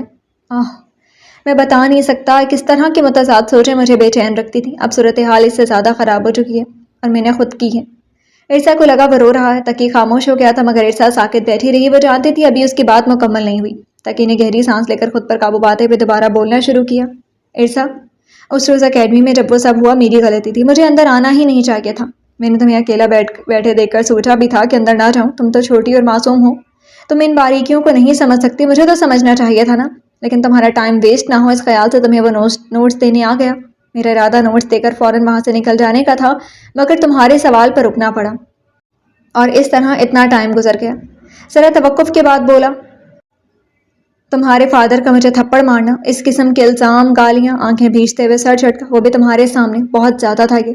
آپ جس سے محبت کرتے ہیں اس کے سامنے اس طرح کی کوئی چھوٹی سی بات بھی نہیں ہونی چاہیے، یہ بہت انسلٹنگ تھا۔ پھر تمہارا میری زندگی میں شامل ہو جانا، اور میرے پاس بھی تمہیں دینے کو ایسا کچھ نہیں تھا جو تمہارے شایان شان ہوتا، جو اس پریشانی کے بعد تمہاری زندگی میں کوئی آسانی لے کر آتا۔ یہ گھر جہاں میں ٹھہرا ہوا تھا، نہ کوئی سامان، ضرورت کی کئی چیزیں بھی نہیں تھیں، سہولتیں کیا ہوتی۔ کالج میں بھی ہم لوگوں کے لیے موضوع بن کر رہ گئے تھے۔ ساری صورتحال نے میرے دماغ کو مفلوج کر کے رکھ دیا تھا۔ اچانک ہر چیز کنٹرول سے باہر ہونے لگی تھی۔ عرصہ کو سخت افسوس ہوا تھا اس کی سوچ جان کر۔ وہ اس کے التفات کی ایک نگاہ کو ترس رہی تھی، اور اس نے کیا کیا سوچ کر خود کو ہلکان کر رکھا تھا۔ اب بندہ پوچھے ان سے خوشی کب سے مادی چیزوں سے مشروط ہونے لگی؟ میں کیا مادہ پرست لگتی ہوں ان کو؟ میں تمہیں وقت دینا چاہتا تھا۔ آپا نے بھی ساری باتیں سن کر یہی کہا کہ میں تمہارا خیال رکھوں، تمہیں تنگ نہ کروں، کوئی زبردستی نہ کروں تمہارے ساتھ، تاکہ وقت آنے پر تم اپنی مرضی، اپنی خوشی کے مطابق فیصلہ کر سکو۔ اسلام آباد میں جب تم لان میں بیٹھی تھی میں تم سے یہی کہنے آیا تھا، تمہیں یہی سب بتانا چاہتا تھا، لیکن تم… خیر، اصل میں جب میں اس ماحول، ان سوچوں سے کسی حد تک آزاد ہوا تو میرا دل تمہاری طرف کھینچنے لگا۔ تم سے فاصلہ برقرار رکھنا مشکل تر ہوتا جا رہا تھا میرے لیے۔ یقین کرو میں نے پوری کوشش کی تھی تم سے دور رہوں، لیکن اس رات… مجھے نہیں پتا، میں نے ارادتاً کچھ نہیں کیا، میں تو صرف تمہیں بتانے آیا تھا کہ کل ہم واپس جائیں گے، تم تیار رہنا۔ اس رات کے بعد تمہاری ناگواری بلکہ اپنے لیے نفرت بازے محسوس کر سکتا تھا میں۔ اس نے اپنے بال مٹھیوں میں بھینچے۔ مجھے معاف کر دو عرصہ۔ عرصہ کے دل نے ایک بیٹ مس کی۔ ہاں، اس نے واقعی نفرت محسوس کی تھی اپنے دل میں تقی کے لیے، لیکن اس کی وجہ وہ نہیں تھی جو وہ سمجھ رہا تھا۔ مجھے پتا ہے، اب اس معافی کا کوئی فائدہ نہیں ہے۔ میں نہیں کہتا تم مجھے لازماً معاف کرو، نہیں کرنا مت کرو، سزا دو، جو چاہے سزا دو۔ سزا؟ اف، اب آپ چپ ہی کر جائیں تو بہتر ہے۔ بہت بول لیا آپ نے۔ عرصہ کو ترس آ رہا تھا اس پر۔ وہ سمجھتی تھی صرف وہی مشکل میں، مگر تقی اس سے زیادہ تکلیف میں تھا۔ اس کو آج پتہ چلا تھا ارسا کا معصوم سا دل اس کی پریشانی کا سوچ کر پگھلا۔ اگر تم بچے کی ذمہ داری نہیں چاہتی، میرے ساتھ نہیں رہنا چاہتی، اپنے منگیتر سے شادی کرنا چاہتی ہو یا اس کے علاوہ کچھ بھی، بلا جھجک اپنی خوشی سے فیصلہ کرو۔ تم جو بھی فیصلہ کرو گی مجھے منظور ہوگا، میں تمہیں پوری طرح سپورٹ کروں گا۔ اس سے پہلے کہ وہ مزید کچھ کہتا کسی نے گیٹ زور سے دھڑ دھڑایا۔ لوہے کے گیٹ کی زوردار آواز پر دونوں اچھل کر رہ گئے۔ شام گہری ہو چکی تھی اور سردی بڑھ گئی تھی، مگر دونوں کو اس کا احساس نہیں تھا۔ تم اندر جاؤ، وہ کہتے ہوئے گیٹ کی طرف بڑھ گیا۔ ارسا نے چائے کے کپ کو دیکھا جس کا ایک گھونٹ بھی نہیں لیا گیا تھا۔ بھاپ اڑا تھا، چائے کا کپ ٹھنڈا ہو چکا تھا۔ وہ ٹھنڈی سانس لے کر رہ گئی۔ گیٹ پر ساتھ والی سمینہ باجی کا بیٹا تھا۔ مما کہہ رہی ہیں پانی بھر لے، میں موٹر چلانے لگی ہوں۔ پیغام پہنچا کر وہ واپس بھاگ گیا۔ پانی بھرنا تقی کی ہی ذمہ داری تھی۔ ارسا باہر ہوتی تو پانی کی بوتلیں اٹھا لیتی اور تقی خاموشی سے اٹھانے دیتا۔ وہ کہیں اور مصروف ہوتی تو کولر اور 2 بوتلیں خود ایک ہی بار اٹھا کر لے آتا، پینے کا تازہ پانی بھر کر کچن میں رکھا اور واپس آیا۔ ارسا اپنی چارپائی پر ٹانگیں لٹکا کر بیٹھی تھی۔ تقی ارسا کے مقابل اپنی چارپائی پر اسی کے انداز میں ٹانگیں لٹکا کر بیٹھ گیا کہ ارسا کو کچھ نہیں کہنا تھا۔ اس نے 6 مہینوں کی بات کی تھی، اتنی لمبی بات کے بعد اس کے پاس کہنے کو کچھ نہیں تھا۔ تقی کی آنکھوں میں بے قراری ابھری۔ وہ اتنی خاموش کیوں ہے؟ ارسا نے اچانک بولنا شروع کیا۔ میری پیدائش سے پہلے میرے والدین میں علیحدگی ہو چکی تھی۔ امی اور میں نانا کے گھر رہتے تھے۔ مجھے میری نانی نے بتایا تھا کہ میری امی بابا کی پسند کی شادی تھی، جس کی وجہ سے میرے دادا نے بابا کو گھر سے نکال دیا تھا، لیکن وہ کچھ عرصہ ہی اپنی پرآسائش زندگی کے بغیر رہ پائے تھے۔ پھر ان 2 چیزوں، دولت اور اپنی محبوب بیوی جو ان کے بچے کی ماں بھی بننے والی تھی، پر دولت کو ترجیح دی اور امی کو چھوڑ کر دادا کی مرضی سے دوسری شادی کر لی۔ آپ کو یا کسی کو بھی اس بات پر حیران ہونے کی ضرورت نہیں ہے کہ انہوں نے مجھے ایسے کیسے چھوڑ دیا۔ وہ ایسے ہی ہیں، بزدل اور خود غرض۔ امی اس بارے میں بات نہیں کرتی تھی۔ میں نے بابا کو تصویر کے علاوہ پہلی بار امی کی ڈیتھ کے بعد دیکھا تھا، اور پھر وہ مجھے اپنے گھر لے گئے، جس پر میری سوتیلی امی اور بابا کا زبردست جھگڑا ہوا تھا، مگر پھر وہ مصلحتاً خاموش ہو گئی، جس کی وجہ اب سمجھ میں آتی ہے۔ خیر، ان کے علاوہ اس گھر میں ایک میری سوتیلی بہن نور اور 2 چھوٹے بھائی فیضان اور مبشر تھے۔ نور کا رویہ شروع میں میرے ساتھ اچھا تھا، لیکن بعد میں دراصل وہ اپنے ماموں کے بیٹے احسن بھائی کو پسند کرتی تھی اور وہ بھی اس کو بہت توجہ اور محبت دیتے تھے، مگر یہی بات نور کو میرے لیے بالکل پسند نہ آئی۔ ایک دن میں برآمدے میں بیٹھی تھی، میرے سامنے نور اپنے ماموں کے گھر گئی، مگر جلد ہی بہت غصے میں لوٹی اور میرے پاس آ کر زور زور سے چلانے لگی۔ وہ مجھے گالیاں دے رہی تھی، بہت برا بھلا کہہ رہی تھی کہ میں احسن بھائی کو ان سے چھین لینا چاہتی ہوں، وہ ایسا کبھی نہیں ہونے دے گی۔ احسن بھائی اپنی امی کو میرے لیے پرپوزل لانے کا کہہ رہے تھے۔ اس بات کی وجہ سے نور آپے سے باہر ہو رہی تھی۔ مجھے احسن بھائی میں کوئی دلچسپی نہیں تھی۔ میں نے نور کو یقین دلانے کی بہت کوشش کی، مگر نور کوئی رسک لینے کو تیار ہی نہیں تھی۔ اب وہ ابھی اپنی ماں کے ساتھ شامل ہو گئی تھی ان کے ہر منصوبے میں۔ دونوں مل کر روز کوئی نہ کوئی الزام میرے سر دھر دیتی اور بابا کی طبیعت سے واقف ہونے کی وجہ سے کامیاب بھی رہتی۔ کچھ ہی عرصے میں حالات ایسے ہو گئے تھے کہ بابا اچھے خوشگوار موڈ میں مجھے دیکھ لیتے تو ان کے ماتھے پر بل آ جاتے۔ اکیڈمی میں جو ہوا وہ سب بھی فریم کیا گیا تھا۔ میں اس سے بچ نہیں سکتی تھی کیونکہ وہ سب ملے ہوئے تھے، نوکر تک ان کے تابع تھے۔ وہ سب وہاں اس طرح نہ ہوتا تو کہیں اور ہو جاتا، لیکن وہاں ہونے کا نقصان یہ ہوا کہ آپ ہی اس کی لپیٹ میں آ گئے۔ ارسا آنسو ضبط کرتے ہوئے بہت روانی سے بول رہی تھی۔ جو بھی ہوا اس میں آپ کا کوئی قصور نہیں تھا، مجھے پتا ہے آپ کی نیت بری نہیں تھی، آپ اس بات کو لے کر گلٹی فیل مت کریں پلیز۔ تاکہ ساکت بیٹھا اسے سن رہا تھا۔ ایک اور بات جس نے آپ کو بھی پریشان کیا ہوا ہے اور میری سمجھ میں بھی نہیں آ رہا کہ میری منگنی والی بات آپ تک کیسے پہنچی۔ کالج کی اور لڑکیوں نے بھی مجھ سے اس بارے میں پوچھا تھا، اس بات پر تقی کے تاثرات بدلے۔ نور نے یہ بات احسن بھائی سے کہی تھی تاکہ وہ مجھ سے دور رہیں۔ احسن بھائی نے بھی یہی سوال کیا تھا مجھ سے، لیکن میری کوئی منگنی نہیں ہوئی، کبھی نہیں ہوئی، زور دیتے ہوئے بولی۔ تقی بے اختیار بول پڑا، جی لیکن آپ سے ایسے کس نے کہا؟ میں پہلے چھٹی سے 5 منٹ پہلے کالج سے نکل کر آیا کرتا تھا نا، اس روز کالج گیٹ پر ایک لڑکی کار سے نکلتے ہوئے کسی سے کہہ رہی تھی آپ ارسا کا پیچھا چھوڑیے، اس کی منگنی ہو چکی ہے۔ وہ اپنے منگیتر کو پسند کرتی ہے اور مجھے ایسا محسوس ہوا تھا جیسے یہ سب وہ مجھے سنا رہی ہوں۔ وہ لڑکی غصے میں تھی اس لیے اس کی آواز خاصی اونچی تھی۔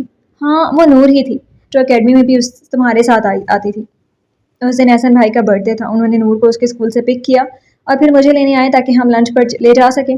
وہ ہمیشہ نور کو اپنی برتھ ڈے پر لنچ پر لے جاتے تھے، اب مجھے بھی لینے آئے تھے۔ نور اسی وجہ سے غصے میں تھی اور شاید وہاں سے ہی کچھ اور لڑکیوں نے سنا ہوگا یا کسی ایک نے سنا ہوگا اور آگے بات کی ہوگی۔ تاکہ سر پر ہاتھ پھیر کر رہ گیا، اس سے زیادہ آج تک کسی بات نے یوں مضطرب نہیں کیا تھا، مگر اس بات کی حقیقت کیا تھی جن کی وجہ سے اس نے ایک لمبا عرصہ اتنی تکلیف میں گزارا تھا۔ ارسا تھوڑی دیر سوچنے کے لیے رکی کہ اسے مزید کسی بات کی وضاحت کرنی تھی، پھر بولی سر میرے بابا نے آپ کے ساتھ جو کیا میں اس پر بھی بہت شرمندہ ہوں۔ نہیں کچھ بھی نہیں ہوا، بھول جاؤ اس کو، ہم کبھی اس پر دوبارہ بات نہیں کریں گے، ارسا کو ٹوکتے ہوئے قطعیت سے بولا۔ اوکے، ارسا نے اس بات میں سر ہلایا۔ اب گھر اور سہولیات کی بات کر رہے تھے۔ میں نے جس گھر میں ہوش سنبھالا وہ اس سے زیادہ مختلف نہیں تھا، لیکن وہ میری زندگی کا خوبصورت دور تھا۔ میں کبھی اس چیز کو لے کر احساس کمتری کا شکار نہیں ہوئی کہ میرے پاس اچھا بڑا گھر اور قیمتی چیزیں نہیں ہیں۔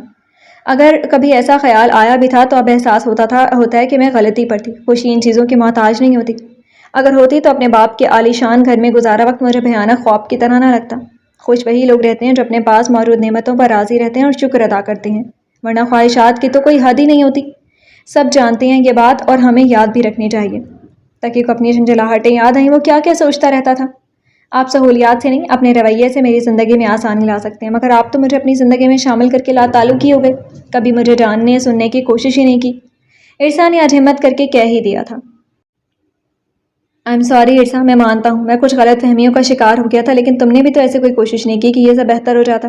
اپنے چہرے پر نو لفٹ کا بورڈ چسپاں کیے رکھتے تھے۔ میرے اندر اتنی ہمت ہی نہیں تھی کہ آپ سے کوئی بات کرتی، بلکہ مجھے تو ضرورت کی مختصر کی بات کرنا بھی ہمیشہ مشکل لگا تھا۔ آپ نے پتہ نہیں کیا کیا سوچ کے اپنے اور میرے درمیان پہاڑ کھڑے کر رکھے تھے۔ آپ تک کیسے پہنچ پاتی؟ اور دوسرا یہ کہ تقی جواب میں کچھ کہنے والا تھا، پھر ہاں بولو کہہ کر خاموش ہو گیا۔ دوسرا یہ کہ مجھے لگتا تھا کہ آپ مجھے سخت ناپسند کرتے ہوں گے، کیونکہ مجھے زبردستی آپ پر مسلط کر دیا گیا تھا، اور میں سوچتی تھی ہو سکتا ہے پہلے سے شادی شدہ ہوں، منگنی شدہ ہوں، اور نہیں تو شاید کہیں کمیٹڈ ہی ہوں، کچھ بھی ممکن تھا۔ تقی ہنستی ہے۔ عرصہ نے اسے قدرے الجھ کر دیکھا۔ عرصہ صرف میں نے ہی نہیں کچھ اخذ کیا، اپنی طرف سے تم نے بھی تو کیا۔ نو لفٹ کا بورڈ، شادی شدہ، منگنی شدہ، کمیٹڈ، اب تو جانتی ہو ایسا کچھ نہیں تھا، مگر خیر اب کیا ہو سکتا۔ تقی نے مسکرا کر اسے دیکھا۔ اب سو جاتے ہیں، تمہیں آرام کی ضرورت ہے۔ جی بالکل سو جاتے ہیں، عرصہ تیزی سے بولی اور لیٹ بھی گئی۔ اگلی بات ابھی نہیں کر سکتی تھی۔ تقی کو بھی تھوڑی حیرت ہوئی اس کے اس طرح اچانک بات ختم کرنے پر۔ عرصہ کھانا کھا کر، تقی نے ٹوکا۔ جی اچھا، عرصہ جھینپ کر کہتے ہوئے اٹھ گئی، پھر اٹھ بیٹھی۔ کھانا کھا کر سونے تک ان کے آپس میں مزید کوئی بات نہیں ہوئی، اگرچہ کہنے سننے کو ابھی بہت کچھ تھا، مگر آج جو باتیں ہوئی تھیں دونوں اپنی اپنی جگہ انہی کو سوچنے اور سمجھنے میں مصروف تھے۔ وہ اتوار کی سنہری خوشگوار سی صبح تھی۔ عرصہ کی آنکھ اپنے وقت پر ہی کھل گئی تھی۔ وہ کمبل ہٹاتے ہوئے اٹھی اور تقی کی چارپائی کی طرف دیکھا۔ وہ اسی طرح کروٹ لیے بے خبر سو رہا تھا۔ تقی کو سوتے ہوئے دیکھنا اس کو ہمیشہ اچھا لگتا تھا۔ سوتے ہوئے اس کے چہرے پر اتنی معصومیت ہوتی کہ عرصہ کے لیے نظریں ہٹانا مشکل ہو جاتا۔ وہ استحقاق سے دیکھتے ہوئے مسکرائی اور اپنی جگہ سے اٹھی۔ آج وہ ناشتے میں کچھ خاص بنانا چاہتی تھی۔ عرصہ ناشتہ تیار کر کے تقی کو اٹھانے آئی۔ وہ ابھی تک اسی طرح بے خبر سو رہا تھا۔ وہ اس کی نیند میں خلل تو نہیں ڈالنا چاہتی تھی، مگر ناشتہ ٹھنڈا ہو رہا تھا۔ سر، تھوڑا جھجک کر تقی کا کندھا ہلایا۔ پہلے کبھی قریب نہیں جاتی تھی، دور سے اس وقت تک آوازیں دیتی رہتی جب تک وہ اٹھ نہ جاتا۔ سر اٹھے، ناشتہ ٹھنڈا ہو رہا ہے۔ اچھا۔ تقی آنکھیں مسلتا اٹھ بیٹھا۔ تقی کے منہ ہاتھ دھونے تک عرصہ نے ناشتہ میز پر لا کر رکھ دیا۔ تقی واؤ کہتے ہوئے ناشتے سے انصاف کرنے لگا۔ اسے رغبت سے کھانا کھاتے دیکھ کر عرصہ کو خوشی ہو رہی تھی۔ اپنا ناشتہ ختم کر کے وہ اٹھی اور تقی کو چائے دی۔ تم خود چائے کیوں نہیں پیتی؟ تقی نے آج پوچھ ہی لیا۔ ایسے ہی مجھے پسند نہیں ہے، سادگی سے ہاتھ ہلاتے ہوئے بولی۔ کمال ہے، تقی بہت حیران ہوتا تھا اس بات پر۔ عرصہ چائے بالکل نہیں پیتی تھی۔ تقی کی کوئی کال آ رہی تھی، موبائل سائلنٹ تھا اور اسکرین بار بار روشن ہو رہی تھی۔ سر آپ کی کال آ رہی ہے شاید۔ عرصہ کی نظر پڑی تو بولی، سر کی بچی آتی رہی کال، یہ تم مجھے سر کیوں کہتی ہو جیسے کسی اجنبی سے بات کی جاتی ہے؟ جب تم مجھے سر کہہ کر مخاطب کرتی ہو تو مجھے لگتا ہے تم کہہ رہی ہو حد ادب، فری ہونے کی کوشش مت کرنا۔ یہ جو تم مجھے سر کہہ کر چڑھاتی رہی ہو نا، اس کے لیے میں تمہیں کبھی معاف نہیں کروں گا۔ تقی منہ بناتے ہوئے بولا۔ عرصہ کا منہ پہلے تو حیرت سے کھلا، پھر ہنسی آئی مگر ضبط کرتے ہوئے بولی، جی اسی بات کا فائدہ اٹھاتے ہوئے آپ نے مجھے کلاس سے باہر نکالا تھا نا، اس کے لیے میں بھی آپ کو کبھی معاف نہیں کروں گی۔ تمہیں ابھی تک یاد ہے تقی؟ ایسا مجھے ہمیشہ یاد رہے گا، کیونکہ ایسا میرے ساتھ پہلی اور آخری مرتبہ ہوا ہے۔ تقی کو یاد آیا کہ اس نے کیوں عرصہ کو کلاس میں نہیں آنے دیا تھا۔ تم نے مجھے اگنور کیوں کیا تھا؟ تقی نے ابرو اچکایا۔ میں نے اگنور نہیں کیا تھا، میں سر سے بات کر رہی تھی۔ جو بھی تھا، لیکن تمہارے تاثرات بڑے مزے کے تھے اس وقت۔ تقی کی آنکھوں میں شرارت ابھری۔ کیا؟ عرصہ نے مصنوعی غصے سے گھورا۔ تو ٹھیک ہے، پھر میں کالج میں بھی سر نہیں کہوں گی اب۔ کیا واقعی؟ تقی نے آنکھیں پھیلائیں۔ جی بالکل، اور اب مجھ پر اس طرح روب جمانے کی کوشش کی تو مجھ سے برا کوئی نہیں ہوگا۔ عرصہ نے بیویوں والی دھوس جمائے، پھر موبائل کی طرف اشارہ کر کے خالی کپ اٹھاتے ہوئے وہاں سے اٹھ گئی۔ تقی کہا لگاتے ہوئے موبائل کی طرف متوجہ ہوا۔ بے یقین ہونے سے پہلے دعائیں سن لی گئی تھیں۔ غلط فہمیوں کے بادل جو ان کے درمیان دوری اور اجنبیت کا موجب بنے تھے چھٹ گئے تھے۔ ایک وقت لگا تھا، مگر اب عرصہ کو اپنی کوئی تکلیف یاد نہیں رہی تھی۔ وہ معمول کے کام نپٹا کر کتابیں لے کر صحن میں آ بیٹھی تھی۔ تقی ناشتے کے بعد کہیں چلا گیا تھا اور اب خود ہی پیچھے گیٹ سے اندر آ گیا تھا۔ کچن سے ایک ٹوکری میں مالٹے اور پلیٹ لے کر عرصہ کے ساتھ آ بیٹھا۔ چلو مالٹے کھاتے ہیں۔ اس وقت عرصہ کو کچھ ایسا ہی کھانے کی خواہش ہو رہی تھی۔ وہ ایک دم مسکرائی۔ ضرور، اسے اپنے دل میں خوشی اور طمانینت کی لہریں اٹھتی محسوس ہو رہی تھی۔ پہلے مقابلہ ہوگا، سب مالٹے چھیل کر اس پلیٹ میں رکھیں گے، پھر کھائیں گے۔ اب چھیلنا شروع کرو، دیکھتے ہیں کون زیادہ چھیلتا ہے۔ تقی ٹوکری میں 8 مالٹے رکھ کر لایا تھا۔ عرصہ نے مسکرا کر اوکے کہتے ہوئے چیلنج قبول کیا۔ اس نے نفاست سے چھیلتے ہوئے بمشکل تیسرا مالٹا اٹھایا تھا کہ تقی نے تیزی سے باقی سارے مالٹے چھیل کر ہاتھ اٹھا دیے۔ میں جیت گیا، جبکہ جلدی چھیلنے کے چکر میں بہت سے مالٹے زخمی کر دیے تھے۔ نفاست بھی کسی چیز کا نام ہے، عرصہ نے ناک چڑھائی۔ میڈم مقابلہ نفاست کا نہیں زیادہ چھیلنے کا تھا، اس نے مکھی اڑائی۔ اوکے، ارسا کو مانتے ہی بنی، لیکن اب یہ کھائے گا کون؟ تقی نے ٹوکری ہٹا کر پلیٹ میں رکھی۔ تم دیکھتی جاؤ۔ ارسا اور وہ چبوترے پر بیٹھے ہوئے تھے۔ ارسا مسکرا کر اسے دیکھ رہی تھی، وہ ہنستا مسکراتا باتیں کرتا کتنا مختلف لگ رہا تھا، اس کے وجہ چہرے کو زندگی کی رونق اور جاذب نظر بنا رہی تھی۔ ارسا جی، وہ تھوڑا چونکی۔ ارسا تم بیبی کی ذمہ داری سے پریشان تو نہیں ہو؟ سچ بتانا۔ نہیں، زیادہ پریشان نہیں ہوں۔ ارسا مسکرائی۔ اور کم پریشان کس بات پر ہو؟ تقی نے بے ساختہ پوچھا۔ میں سوچ رہی ہوں میں بہت موٹی ہو جاؤں گی، کالج میں بہت عجیب لگے گا، ہے نا؟ اس نے تائید چاہی، تقی ہنس پڑا۔ نہیں یار، اتنی کیوٹ لگو گی تم، کب سے تمہیں اتنا سلم دیکھ رہا ہوں، کچھ چینج تو ہونا چاہیے نا؟ ویسے 2-3 ماہ میں پیپرز ہو جائیں گے، پہلے ہی فری ہو جاؤ گی کالج سے، کسی کو پتہ بھی نہیں چلے گا۔ ہاں واقعی۔ ارسا نے مطمئن ہو کر مالٹے کی پھانک منہ میں رکھی، پھر تھوڑا سوچ کر گویا ہوئی۔ میں ایک نیا یونیفارم بنا لوں گی، ٹھیک ہے؟ بالکل ٹھیک، تقی نے اتفاق کیا۔ خوش؟ تقی نے سوالیہ انداز میں ابروج کھایا، جبکہ اس کی آنکھوں میں کوئی الجھن تیر رہی تھی۔ میں ناخوش کیوں ہوں گی؟ ہاتھ میں پکڑی پھانک واپس پلیٹ میں رکھی۔ تقی آپ نے دیکھا ابھی تو بیبی اس دنیا میں آیا بھی نہیں اور کتنی چیزیں ٹھیک ہو گئی ہیں۔ حیا سے جھکی پلکوں کے ساتھ بول رہی تھی۔ تقی کے اندر جیسے ٹھنڈک سی اتری، کتنا اچھا لگا تھا اس کے منہ سے اپنا نام سننا۔ ہاں واقعی کتنی چیزیں ٹھیک ہو گئی ہیں۔ ارسا کے چہرے پر نظریں گاڑے بھرپور انداز میں مسکرایا تھا۔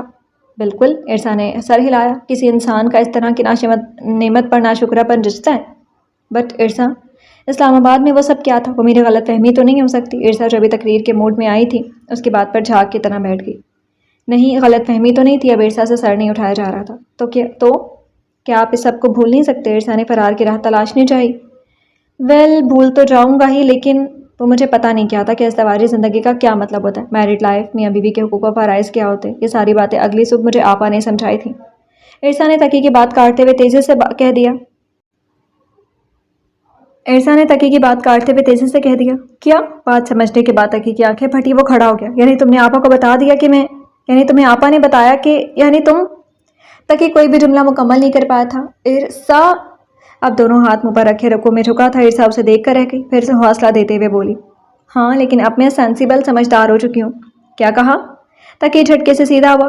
سینسیبل؟ تقی کے حلق سے کہا برآمد ہوا۔ فائنلی اتنی سمجھدار بیوی میرے لیے بہت بڑا گفٹ ثابت ہو سکتی تھی، مگر بچتی ہوئی۔ ارسا کو اس کی آخری بات سمجھ نہیں آئی، مگر سر ہلا دیا۔ یہ اسلام آباد کے ایک پرائیویٹ ہسپتال کا کمرہ تھا۔ تقی اپنی بیٹی کو احتیاط سے اٹھائے کھڑا تھا۔ ارسا نے دیکھا کہ اس کی آنکھیں خوشی اور تشکر کے جذبات کے تحت نم ہو رہی تھی۔ وہ سر جھکائے اپنی بیٹی کو دیکھے جا رہا تھا۔ آپا نے تقی کے لیے کرسی ارسا کے بیڈ کے قریب رکھی، ارسا کا ماتھا چوما اور باہر نکل گئی۔ تقی بیٹھ جاؤ۔ بیٹھ جائیں، ارسا نے کہا۔ ارسا دیکھو نا، یہ ہماری بیٹی ہے۔ ارسا کے قریب ہو کر بچوں کی طرح اسے دکھانے کی کوشش کر رہا تھا۔ ارسا نے بھی نم آنکھوں سے مسکراتے اس بات میں سر ہلایا۔ اللہ نے ہمیں کیا عطا کر دیا، کتنی بڑی خوشی دے دی، میں اللہ کا شکر ادا کیسے کر پاؤں گا؟ اس کا چہرہ شدت جذبات سے سرخ ہو رہا تھا، پھر رخ پھیر کر خود پر قابو پاتے ہوئے کرسی پر بیٹھ گیا اور خاموشی سے سر جھکائے اپنی بیٹی کو دیکھنے لگا، اور ارسا تقی کو۔ اسے شام کو ڈسچارج ہونا تھا۔ ارسا، جب یہ بڑی ہو جائے گی تب تم اس کی آپا لگو گی، جیسے میری آپا۔ تمہیں پتہ ہے آپا کی اور میری عمر میں 20 سال کا فرق ہے، اور تمہارا ہوا 18 کا، میرا 17 کا۔ میں 4 دن بعد 17 سال کی ہو جاؤں گی، ارسا نے تصحیح کی۔ 17 کیسے؟ 16 میں میٹرک اور 18 میں انٹر، اور تم انٹر کر چکی ہو؟ نہیں، میں 1 سال آگئی ہوں، میں نے 1 سال پہلے اسکول جانا شروع کر دیا تھا، ارسا نے فخر سے بتایا۔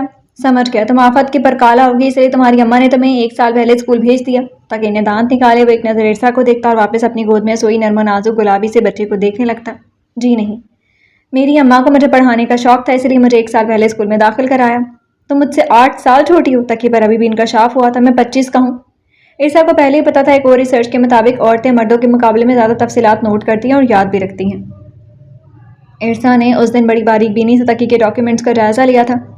لیکن آپ نے 1 سال کیا کیا؟ 22 سال میں ماسٹرز مکمل ہونا چاہیے تھا، 1 سال اسلام آباد میں جاب کی، 1 سال یہاں ہو گیا، اب آپ کو بھی 24 کا ہونا چاہیے تھا نا؟ تم 1 سال آگے ہو سکتی ہو، میں 1 سال پیچھے نہیں ہو سکتا؟ تقی نے منہ بنایا۔ خیر، تمہیں تو ویسے ہر کام جلدی جلدی کرنے کا شوق ہے، جلدی اسکول گئی، جلدی شادی کر، اب جلدی اماں بھی بن گئی۔ تقی اس کی طرف رخ کیا۔ ویسے تو 1 منٹ بھی خاموش نہیں رہ سکتے، اتنا عرصہ چپ کیسے رہے تھے؟ ہاں واقعی پتہ نہیں کیوں میری بولتی بند ہو گئی تھی، لیکن اس میں بھی تمہارا ہی قصور ہے، تم نے مجھے اتنا ڈرا کے رکھا ہوا تھا اور ابھی بھی ڈراتی ہو۔ میں ڈراتی ہوں؟ ارسا پر صدماتی کیفیت طاری ہوئی۔ بس اب کچھ مت بولیے گا آپ۔ جی اچھا، بڑی فرمانبرداری سے فرمایا گیا، مگر جس طرح خاموشی سے اس کو دیکھ رہا تھا، ارسا کو اندازہ تھا ابھی پھر کوئی پھلجڑی چھوڑے گا۔ ویسے اب میں سمجھ سکتا ہوں تم اتنی دیر بعد سینسیبل کیوں ہوئی۔ تقی اٹھیں اور جائیں یہاں سے۔ تم مجھے جانے کا کہہ رہی ہو؟ تقی کو جیسے یقین نہ آیا تھا۔ آپ نے دیکھا مما آپ کے بابا کو کیا کہہ رہی ہیں؟ تم ذرا میری پرنسس کو بڑا ہونے دو پھر دیکھنا۔ ارسا نے جیسا سنا ہی نہ ہو، وہ آنکھیں بند کر کے لفظ مما کی مٹھاس محسوس کرنے کی کوشش کر رہی تھی۔ ٹھیک ہے، اب کوئی بات نہیں کروں گا میں تم سے۔ تقی نے فیصلہ کن انداز اپنایا اور خاموش ہو گیا۔ ارسا نے گردن موڑ کر تقی کو دیکھا اور مسکرائی۔ تقی؟ تقی نے انصرا کیا۔ تقی! اب کی بار چینخ سے مشابہ آواز میں بلایا۔ کیا ہے؟ اب کی بار وہ نظر انداز نہ کر سکا۔ خاموش تو خود بھی نہیں رہ سکتی تم۔ ایسا ہی ہے۔ ارسا مسکرائی اور سیدھی ہوتے ہوئے نظریں چھت پر گاڑ دی۔ مجھے دنیا میں صرف ایک مرد سے محبت ہوئی اور وہ آپ ہیں، اور میری دنیا آپ سے شروع ہو کر آپ پر ختم ہوتی ہے۔ یہ سب میں اس وقت نہیں کہہ پائی تھی جب آپ نے کہا تھا۔ تقی اس کو دیکھتے ہوئے ایک لفظ دھیان سے سن رہا تھا۔ ارسا میں کب سے یہ سننا چاہتا تھا یار۔ تب نہیں تو کیا اس کے بعد بھی تمہیں کوئی ایسا موقع نہیں ملا کہ تم مجھے یہ سب بتاتے؟ اگر یہ سب کہنے کے لیے تم آج کی طرح کسی خاص موقع کا انتظار کر رہی تھی نا تو تم بہت بے وقوف ہو۔ ارسا نے واپس چھت کی طرف دیکھتے ہوئے افسوس سے کہا، مجھے پتا ہے میں بہت سی غلطیاں کرتی ہوں، ان غلطیوں کے باوجود بھی تم مجھے دل و جان سے قبول ہو۔ اگر وقت پیچھے جائے اور مجھے انتخاب کا موقع دیا جائے تب بھی میں تمہارا انتخاب کروں گا۔ تقی نے بات ہی ختم کر دی۔ تقی آپ اتنے خاص ہیں کہ مجھے آسانی سے مل بھی نہیں سکتے تھے۔ مجھے لگتا تھا میرے ساتھ بہت برا ہوا ہے، اتنا برا کبھی کسی کے ساتھ نہیں ہو سکتا۔ اللہ نے مجھ سے میرا سب کچھ چھین لیا، ماں، باپ، گھر اور میری عزت بھی۔ اس الزام کے بعد میں خود اپنی نظروں میں گر گئی تھی۔ میں رات کو اکیلے گھر میں نہیں رہ سکتی تھی، مگر اس وقت ذلت اور بے عزتی کا احساس اتنا گہرا تھا کہ مجھے بھول گیا تھا کہ میں کہاں ہوں، کتنا اندھیرا ہے اور کس ویرانے میں پڑی ہوں۔ مجھے بس یہی احساس تھا کہ میرے منہ پر مٹی لگی ہے جو لوگوں کے جوتوں سے وہاں پہنچی تھی۔ اس کی آنکھ سے ایک آنسو نکلا اور کنپٹی سے بہتا ہوا بالوں میں جذب ہو گیا تھا۔ اس کے بعد بھی ذہنی اذیت کی کوئی حد نہیں تھی۔ مجھے حیرت ہوتی تھی کہ میں زندہ کیسے ہوں۔ لیکن آپ کو پتہ ہے تقی، اتنا سب برا ہونے کے باوجود بھی کچھ چیزیں بہت مثبت تھیں جنہیں میں تب محسوس نہیں کر سکتی تھی۔ کیا ہوتا اگر آپ کوئی بد فطرت انسان ہوتے؟ اگر آپ اگلی صبح اکیڈمی نہ آتے یا پرنسپل کو بلا کر نہ لاتے؟ کیا ہوتا اگر آپ میرے ساتھ نکاح جیسا پاکیزہ رشتہ نہ جوڑتے اور میرے باپ کے تھپڑ اور گالیوں کا بدلہ مجھ سے لینے کی کوشش کرتے؟ کیا ہوتا اگر آپ کی فیملی مجھے قبول نہ کرتی جس طرح انہوں نے مجھے محبت اور عزت دی؟ اگر ایسا نہ کرتے تو میرا مقام کیا ہوتا؟ آپ اس شام بھی بات نہ کرتے اور ہمارے درمیان غلط فہمیاں اسی طرح برقرار رہتی۔ اس صورت میں مجھے پریگننسی پیریڈ میں کس قسم کی تکلیف کا سامنا کرنا پڑتا؟ ایک وقت تھا جب میں سوچتی تھی کہ اس کے بعد میں کبھی خوش ہو ہی نہیں سکتی، چونکہ وہ تکالیف کا ایک لمبا دور تھا، مگر ایسا نہیں ہوتا۔ تکلیف کی مدت کم یا زیادہ ہو سکتی ہے، ہمیں ہرگز نا امید نہیں ہونا چاہیے۔ مجھے دیکھیں، آج میں اتنی خوش ہوں کہ الفاظ میں بیان نہیں کر سکتی۔ اللہ نے مجھے میری توقعات سے بڑھ کر نوازا ہے۔ ایک مرتبہ عید پر مجھے امی نے بہت خوبصورت اور قیمتی سوٹ لا کر دیا تھا۔ جب میں نے پہن کر دیکھا تو میں بہت خوش ہوئی تھی، مگر اگلی لمحے ایک سوچ کی وجہ سے میری خوشی پھیکی پڑ گئی تھی کہ اتنا اچھا سوٹ پہن کر کیا کروں گی؟ کون دیکھے گا؟ مجھے جانا ہی کہاں ہوتا ہے؟ پھر میں نے امی سے پوچھا کہ اس دنیا میں مکمل خوشی نہیں مل سکتی؟ امی نے کہا نہیں، پوری خوشی تب ملے گی جب ہم پل صراط سے گزر کر جنت میں داخل ہو جائیں گے، وہی دائمی خوشی ہوگی، تب ہم ہمیشہ خوش رہیں گے۔ یعنی دنیا میں دائمی خوشیاں تو کسی کو مل ہی نہیں سکتی، کیونکہ دنیا تو اسی لیے بنائی ہی نہیں گئی، اس کے لیے تو جنت بنائی گئی ہے۔ تقی کی مسکراہٹ ظاہر کرتی تھی کہ وہ اس بات سے متفق ہے۔